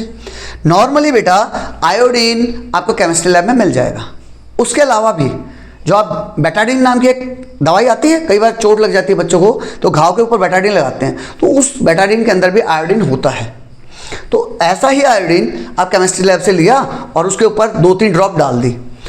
With the help of a dropper उस फूड आइटम के ऊपर 2 और 3 drops of diluted iodine solution डाल दिया हर एक फूड आइटम के ऊपर। आप देखोगे कि कुछ फूड आइटम ऐसे होंगे उसमें से जो टर्न कर जाएंगे ब्लू ब्लैक कलर में, उनका कलर चेंज हो जाएगा। अभी तक ये आलू जो पोटैटो है नॉर्मल लाइट ब्राउन कलर का था, जैसे मैं उस पर आयोडीन डालूंगा तो उसका कलर ब्लू ब्लैक हो जाएगा, और जैसे उसका कलर ब्लू ब्लैक हुआ तो मैं बोल दूंगा इस फूड आइटम के अंदर स्टार्च अवेलेबल है। और अगर चेंज नहीं हुआ, जैसा आयोडीन का कलर है वैसा ही रहा, तो मैं बोल दूंगा उसके अंदर नहीं है। सिंपल टेस्ट समझ में आ गया भाई। कोई भी फूड आइटम पे जैसे ही आयोडीन डालेंगे तो उसका कलर अगर ब्लू ब्लैक हो रहा है तो इससे कंफर्म हो जाएगा कि उसके अंदर स्टार्च अवेलेबल है। यानी स्टार्च मतलब कार्बोहाइड्रेट अवेलेबल है, तो कार्बोहाइड्रेट वाले फूड हो गए। और जो नहीं हुआ मैं बोल दूंगा कि इसके अंदर स्टार्च नहीं है। सेकंड, अब टेस्ट करेंगे हम बेटा फैट के लिए। फैट मतलब वसा, हिंदी में बोलते हैं वसा, इंग्लिश में बोलते हैं फैट। मैंने बताया था कहाँ मिलेगा, घी में और ऑयल में मिलेगा। तो जब घी और ऑयल को जब आप सोचते हो घी और ऑयल के बारे में, तो कुछ चिकना चिकना सा महसूस नहीं होता, घी भी और ऑयल भी, हाँ सर चिकना चिकना लगता है। तो वही तरीका इसने यूज़ किया कि भाई कैसे हम पता करें कि उसके अंदर फैट है या नहीं। बिल्कुल सिंपल सा तरीका है, जितने के जितने फूड आइटम दे रखे, पूरी लिस्ट जो आपको दी थी सबको सब लिए, उनको एक सेपरेट पीस ऑफ पेपर पे रख लो। एक प्लेन पेपर लो, छोटे छोटे पीसेस उनके ऊपर रख लिया। रखने के बाद क्या करोगे, wrap the paper around the food. अब मान लिया ये पेपर है, पेपर के ऊपर मैंने आलू रखा और रैप कर दिया उसके ऊपर दूसरा पीस। सेम ऐसे ही पेपर लिया, उसके ऊपर घी रखा, रैप कर दिया दूसरा। इस तरह से हम उसको रैप कर देंगे। रैप करने के बाद उसको दबाएंगे एंड प्रेस इट, और फिर उसको पहले रैप करेंगे और फिर इसको प्रेस करेंगे। If the food item contains a little water allow the paper two dry, तो थोड़ी देर उसको सूख जाने दो। सूख जाने के बाद आप उसको ध्यान से देखोगे, आपको कुछ पैच दिखाई देगा। इफ ऑयल और butter is present in the food item it leaves an oily patch. अगर उसके अंदर बेटा ऑयल होगा या बटर होगा, मैंने फूड आइटम इसमें फैट में दो चीज़ें बताई थी, घी या फिर ऑयल, तो अगर उसमें से कोई भी चीज़ हुई तो वो क्या करेगा बेटा, एक ऑयली पैच छोड़ देगा पेपर के ऊपर, और जो उस पेपर को ट्रांसलूसेंट बना देगा, पेपर को थोड़ा ट्रांसपेरेंट सा बना देगा। पेपर ऐसा लगेगा, ऑयली पैच का मतलब अगर आप समझ नहीं पा रहे तो समझा रहा हूँ, वो ऐसा हो जाएगा, थोड़ा थोड़ा उसमें से आर पार दिखना शुरू हो जाएगा। अभी तक वो पेपर में से आर पार नहीं दिख रहा था, अब थोड़ा थोड़ा दिखना शुरू हो जाएगा। इसका मतलब वो ऑयली पैच आ गया है। ऑयली पैच आ गया है, इसका मतलब उस फूड आइटम के अंदर फैट नाम का फूड कंपोनेंट अवेलेबल है, क्योंकि उसके अंदर ऑयल या फिर घी है, तो मुझे पता चल जाएगा कि इसके अंदर फैट अवेलेबल है। ना hold the paper against light. ऐसे मान लिया लाइट है, लाइट के सामने ऐसे रखो, जैसे डॉक्टर एक्सरे को देखता है ना, ऐसे आप देखो उसको। Can you see the light fainting shining through this patch, उसमें से आपको आर पार दिखना शुरू हो जाएगा। An oily patch on the paper shows that the food item contains fat. इससे आपको पता चल जाएगा कि उसके अंदर फैट अवेलेबल है, और फैट का टेस्ट हो गया। जिसके अंदर नहीं होगा, ऑयली पैच नहीं बनेगा, मैं बोलूँगा फैट नहीं है। जिसके अंदर ऑयली पैच बन जाएगा, उसके अंदर वो बोल दूंगा फैट है। इस तरह से हमने कार्बोहाइड्रेट और फैट दो को समझ लिया। अब चलते हैं तीसरे के पास कि भाई प्रोटीन को कैसे टेस्ट करें। प्रोटीन को टेस्ट करने का तरीका बता रखा है। सेम ऐसे ही आपको जो पुरानी एक्टिविटी में आपने फूड आइटम लिए, उसको लिया, उसका एक पेस्ट बना लिया बेटा, इस तरह से कूट के पीस के पेस्ट बना लिया यूजिंग पेस्टल एंड मोटर। अब आप सोचोगे पेस्टल एंड मोटर क्या आ गया भाई। पेस्टल एंड मोटर कुछ नहीं बेटा, हिंदी में उसको बोलते हैं कुंडी सोटा। मतलब एक ओखली होगी, ओखली के अंदर ऐसे अदरक वगैरह कूटने के लिए यूज़ करते हैं। अर्ली टाइम्स में वो ओखली बड़ी होती थी, बड़े डंडे से कूटते थे, तो अब उसका यूज़ करते हैं। मतलब सिंपल लैंग्वेज में कहें बेटा, उसको पाउडर बना लो यार, पीस लो किसी भी तरीके से। अगर आपके पास पेस्टल एंड मोटर है तो ये नहीं कि एक्टिविटी नहीं करेंगे, आप अपनी मिक्सी में उसको पीस लो। मतलब पाउडर बनाना है, बेसिकली पेस्ट जैसा बनाना है, पेस्ट बनाना है या फिर पाउडर बनाना है। Put about half teaspoon of each food item in a separate clean test tube. तो जो भी टेस्ट ट्यूब आपके पास है उसके अंदर उसको डाल लो इस टाइप से। उस फूड आइटम के जो पाउडर बनाया इस टाइप से डाल लिया। डालने के बाद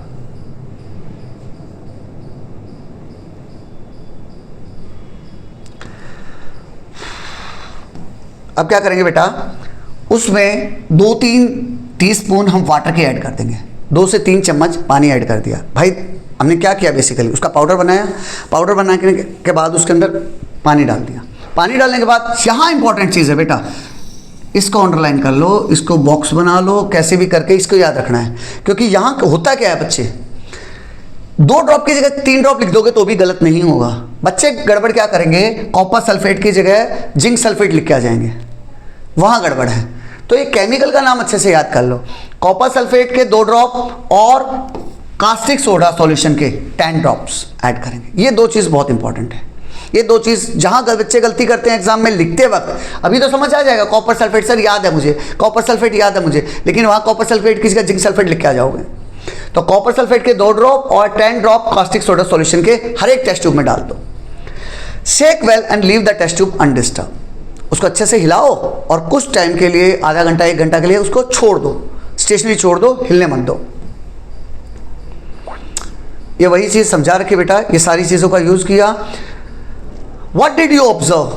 कुछ देर बाद आप क्या देखोगे? Did the content of some test tube turn violet. कुछ टेस्ट ट्यूब वॉयलेट कलर में चेंज हो जाएंगी। This violet colour indicate the presence of protein. जैसे ही वो वॉयलेट में चेंज हुई, इसका मतलब उसके अंदर प्रोटीन अवेलेबल है। और जिस जिस टेस्ट ट्यूब में अवेलेबल है, उस फूड कंपोनेंट, उस फूड में प्रोटीन अवेलेबल है। अब भाई मान लिया मैंने इस टाइप से 7 फूड चेक किए और 7 फूड में प्रोटीन मुझे किस में मिलेगा? प्रोटीन मुझे दाल में मिलेगा, प्रोटीन मुझे मिल्क प्रोडक्ट्स में मिलेगा, और मैं बोल दूँ कि उसमें प्रोटीन अवेलेबल है। मैं फिर से रिवाइज करा रहा हूँ। प्रोटीन को कैसे चेक करेंगे बेटा? सिंपल लैंग्वेज में समझाता हूँ। किसी भी तरह उसका चूरा बना लिया, चूरा बना के उसमें पानी मिलाया, कॉपर सल्फेट मिलाया, कास्टिक सोडा मिलाया, बस। उसके बाद रख दो। अगर वो वॉयलेट हुआ तो प्रोटीन, अगर वॉयलेट नहीं हुआ तो प्रोटीन नहीं है। That's all. है ना आसान? तो इस तरह से मुझे तीनों के तीनों का पता चल गया। अब देखो, एक टेबल बना दी उसने ये बताने के लिए कि कौन से फूड आइटम में स्टार्च टेस्ट पूरा कर रहा है, फैट का टेस्ट पूरा कर रहा है, या प्रोटीन का। हमने 3 ही पढ़े, 3 का ही हम पता लगाएंगे कि उसके अंदर है नहीं है। तो यहाँ हमने फूड आइटम लिख लिए: पोटैटो, कुकुम्बर, बॉइल्ड राइस, ग्राम, पीनट, चपाती, बटर, कोकोनट। तो जैसे कुछ का तो मुझे पहले से पता है। पोटैटो का मुझे पता है भाई, इसके अंदर क्या होता है? पोटैटो का अंदर कार्बोहाइड्रेट होते हैं। लेकिन जब इस टेबल को आप रियली में करोगे ना, तब आपके लिए एक सरप्राइज निकल के आएगा। कुछ आइटम ऐसे होंगे जो मुझे अभी तक मैं बोल रहा था पोटैटो के अंदर कार्बोहाइड्रेट होते हैं, तो कुछ आइटम ऐसे होंगे जिसमें फैट भी मिल जाएगा। बात समझ रहे हो? जरूरी नहीं कि पोटैटो के अंदर एक ही आइटम हो। हाँ, मुझे पता है पोटैटो कार्बोहाइड्रेट का टेस्ट तो जरूर करेगा ही करेगा। हो सकता है किसी में फैट या वो भी मिल जाए, वो मेरे लिए एक सरप्राइज होगा। तो जैसे पोटैटो में मैं स्टार्च टेस्ट किया, तो बिफोर आयोडीन टेस्ट उसका कलर कैसा था बेटा? कलर कैसा था फूड आइटम का? लाइट ब्राउन कलर का था। जैसे मैं आयोडीन टेस्ट करूंगा तो वो ब्लू ब्लैक कलर का हो जाएगा। ब्लू ब्लैक कलर का हो जाएगा तो इस टेबल से मुझे पता चल जाएगा कि इसके अंदर स्टार्च अवेलेबल है। सेकेंड टेबल, अभी उसी पोटैटो का जब मैं फैट टेस्ट करूंगा तो मैं पहले देखूंगा भाई प्रेडिक्शन कि इसके अंदर फैट है या नहीं है। नहीं लग रहा, ऑब्जर्वेशन नहीं होगा, तो यहां फैट में भी मैं क्रॉस कर दूंगा। सिमिलरली प्रोटीन का टेस्ट करके देखूंगा। बिफोर प्रोटीन टेस्ट उसका कलर कैसा था? ब्राउन कलर का था। आफ्टर प्रोटीन टेस्ट तब भी ब्राउन ही कलर का था, तो मैं बोल दूंगा नहीं है। और अगर प्रोटीन टेस्ट में वो वॉयलेट निकल के आ गया तो मैं बोल दूंगा है। इस तरह से आप पूरी टेबल को भरोगे और आपको पता चल जाएगा कि किस आइटम के अंदर, जैसे कार्ब्स की बात करते हैं, पोटैटो के अंदर मिल जाएगा, राइस के अंदर मिल जाएगा, चपाती के अंदर ये बटर नहीं, चपाती कहाँ थी? यहाँ चपाती थी, हाँ चपाती के अंदर मिल जाएगा। इस टाइप से आपको पता चल जाएगा। फैट किस में मिलेगा? फैट आपको ऑयली जो भी सब्सटेंस होगा, घी उसमें मिल जाएगा। प्रोटीन किस में मिल जाएगा? जितने भी मिल्क प्रोडक्ट हैं उसमें मिल जाएगा, पल्सेस में मिल जाएगा। अब तक हम बैलेंस डाइट की कहानी समझ चुके हैं। बैलेंस डाइट वो डाइट जिसके अंदर सब न्यूट्रिएंट्स बराबर क्वांटिटी में हो। नहीं, बराबर क्वांटिटी में नहीं, सफिशिएंट क्वांटिटी में।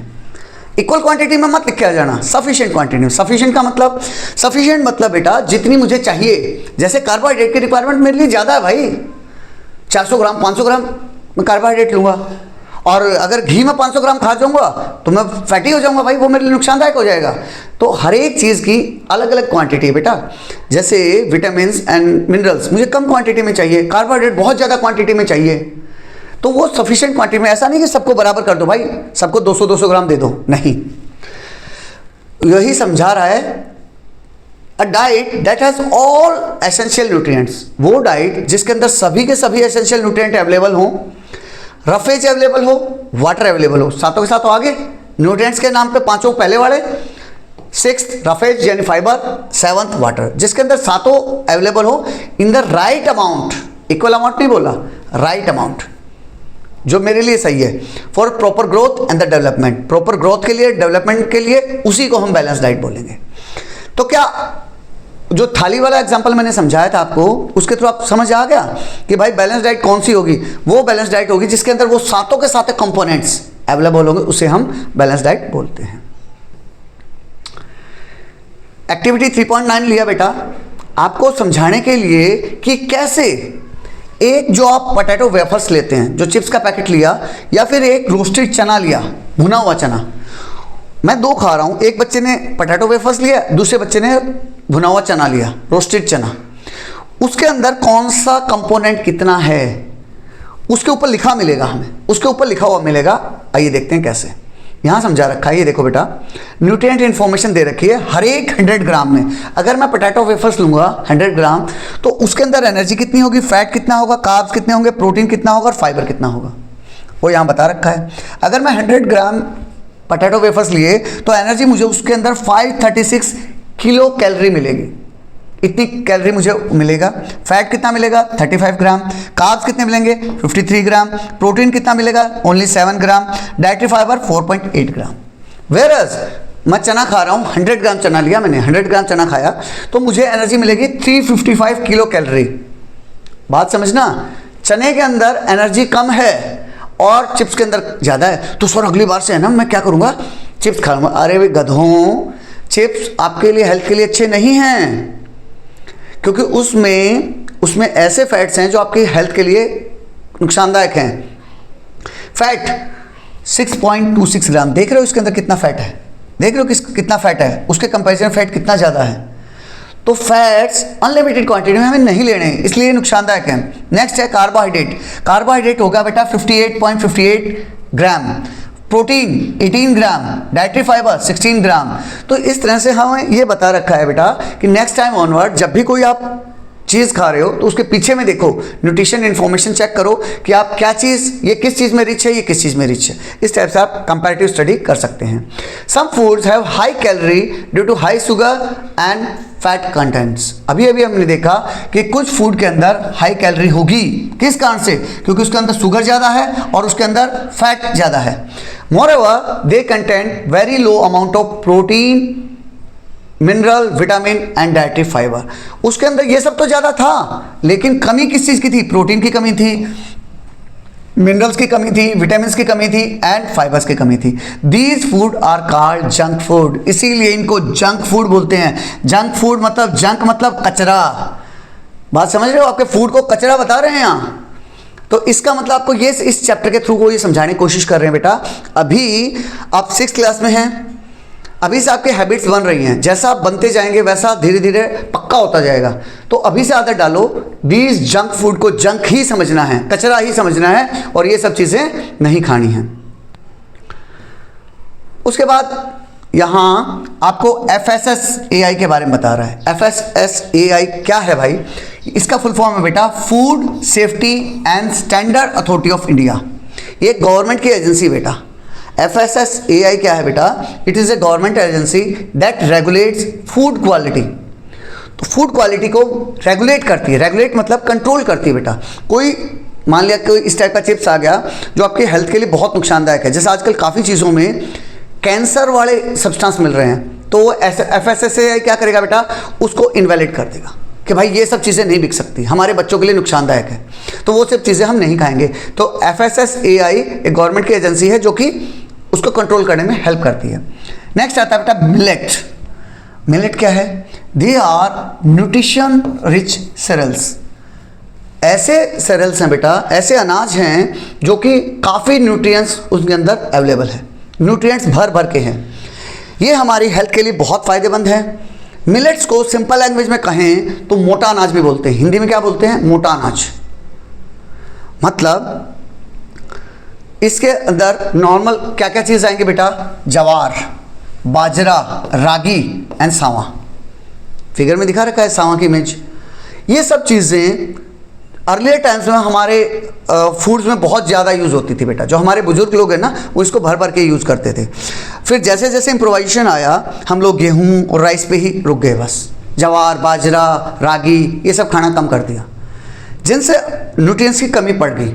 तो अभी 2023 यूएन ने भी, यूनाइटेड नेशंस ने भी मिलेट ईयर डिक्लेयर किया था, मतलब मोटा अनाज।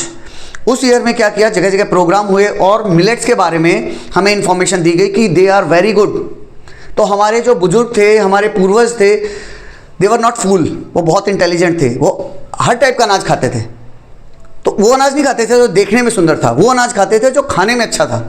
तो अब हमें भी ये मिलेट्स हमारे फूड में एंटर करना चाहिए, उनको इंक्लूड करना चाहिए। These highly nutrition grains are also called millets, उन्हीं को हम मिलेट्स बोलते हैं। Millets are small size grain, छोटे छोटे राउंड शेप के होते हैं बेटा, and have been an integral part of the Indian diet. अब ये मत समझना कि मिलेट का मतलब एक, ये कई ग्रुप है बेटा, पूरा जवार बाजरा ये सब पूरा ग्रुप, उसको मिलेट बोलते हैं। And have been an integral part of Indian diet for centuries, हजारों सालों से हम खाते आ रहे हैं बेटा, सैकड़ों सालों से हम इसको खाते आ रहे हैं। They have regain popularity due to their numerous health benefits.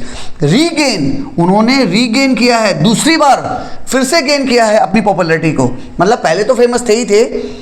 अब 2023 में जब गवर्नमेंट ने इस पे ध्यान दिया और पूरे विश्व ने इस पे ध्यान दिया, पूरे वर्ल्ड ने ध्यान दिया, तब फिर से मिलेट्स की वैल्यू बढ़ गई है।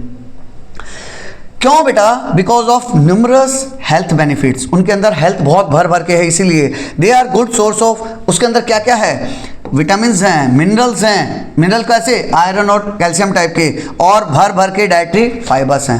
That is the reason they are also called nutricereals, इसीलिए उनको न्यूट्रीसेरल्स भी बोलते हैं, इसलिए उनको न्यूट्रीसेरल्स भी बोलते हैं।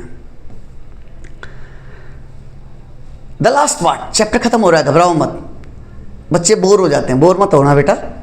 लास्ट पार्ट आ रहा है, फूड माइल्स, दो वर्ड से मिलकर बना है, फूड मतलब खाना, माइल्स मतलब किलोमीटर्स। भाई फूड कितना ट्रैवल करता है मेरी प्लेट तक पहुंचने के लिए, फूड फार्म से लेके, खेत से लेके मेरी प्लेट तक पहुंचने में कितना किलोमीटर घूम फिर के आया। समझाने के लिए बताता हूं, जैसे मान लिया मैं यहाँ रह रहा हूँ, मेरे घर के बिल्कुल पास में एक खेत है, उस खेत में अगर मान लिया गेहूं पैदा हुआ और वही मैं खेत से गेहूं ले लूं और मेरे थाली तक पहुंच गया, तो कितना चला, उस गेहूं को हार्डली 200 मीटर ट्रैवल करना पड़ा। उसके फूड माइल कितनी होगी, सिर्फ 200 मीटर। यहाँ पैदा हुआ, सीधा मेरे घर में आ गया, तो वो मुझे फूड बहुत सस्ता मिलेगा, बहुत ताज़ा मिलेगा, फ्रेश, बिल्कुल अभी निकला है, अभी मेरे पास पहुंच गया। वेयर एज अगर मैं साउथ इंडिया से मान लिया नारियल ही मंगा रहा हूँ, एग्जाम्पल के लिए नारियल मंगा रहा हूँ, तो पहली बात तो कितने किलोमीटर, 3000 2000 किलोमीटर उस फूड को ट्रैवल करना पड़ा, तो ट्रैवलिंग कॉस्ट बढ़ गया। तो जो कोकोनट मेरे लिए वहाँ 10 रुपीज़ का था, मेरे तक पहुँचते पहुँचते 100 रुपीज़ का हो गया, पहले तो प्राइस बढ़ गया। दूसरा, अब वो उतना फ्रेश नहीं है, उतना फ्रेश नहीं है जितना मेरे घर के पास का अनाज फ्रेश है। तो मुझे कौन सा खाना चाहिए, जो मेरे घर के पास है। एग्जाम्पल के लिए एक कहावत है, गंगा गए गंगाराम, जमुना गए जमुनादास। तो जहाँ जाओ वहाँ का खाओ, जहाँ जाओ वहीं का खाओ। गुजरात जा रहे हो तो गुजराती थाली खाओ, पंजाब जा रहे हो तो पंजाबी थाली खाओ, फ्रेश भी मिलेगी, सस्ती भी मिलेगी, हेल्दी भी होगी, और उस वेदर के हिसाब से, उस क्लाइमेट के हिसाब से आपके लिए फ़ायदेमंद भी होगी। वही चीज़ समझा रहा है, from farm to our plate. इस इमेज को समझो बेटा, इस इमेज को ध्यान से देखो। इस इमेज में समझा रहा है कि फार्मर ग्रोइंग व्हीट, फार्मर्स ने एक एग्जांपल लिया, व्हीट का जरूरी नहीं, कोई फ्रूट भी ले सकते हो। भाई हिमाचल में गए और मैं एप्पल खा लूँ तो सस्ता भी पड़ेगा और बिल्कुल ज़बरदस्त भी होगा, लेकिन वही एप्पल नॉर्थ ईस्ट तक पहुँचते पहुँचते, साउथ इंडिया तक पहुँचते पहुँचते सूख जाएगा, महंगा हो जाएगा। वही चीज़ समझा रहा है।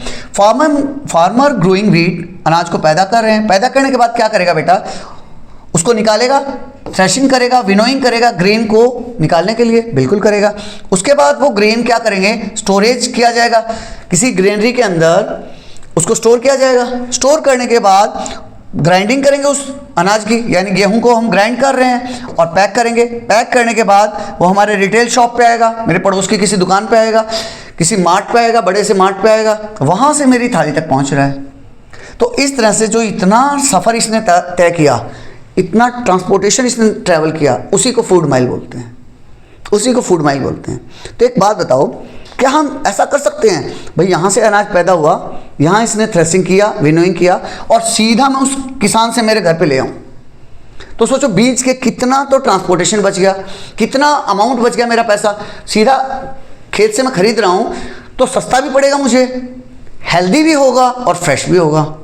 वही चीज़ इस चैप्टर के तो समझा रखी है, ताकि ये बीज के जितने भी बिचौलिए हैं, स्टोरेज के लिए खर्चा हो रहा है, ग्राइंडिंग के लिए खर्चा हो रहा है, रिटेल शॉप वाला अपना खर्चा बचाएगा, तो वो सारा पैसा भी बच जाएगा और मुझे ताज़ा भी मिलेगा।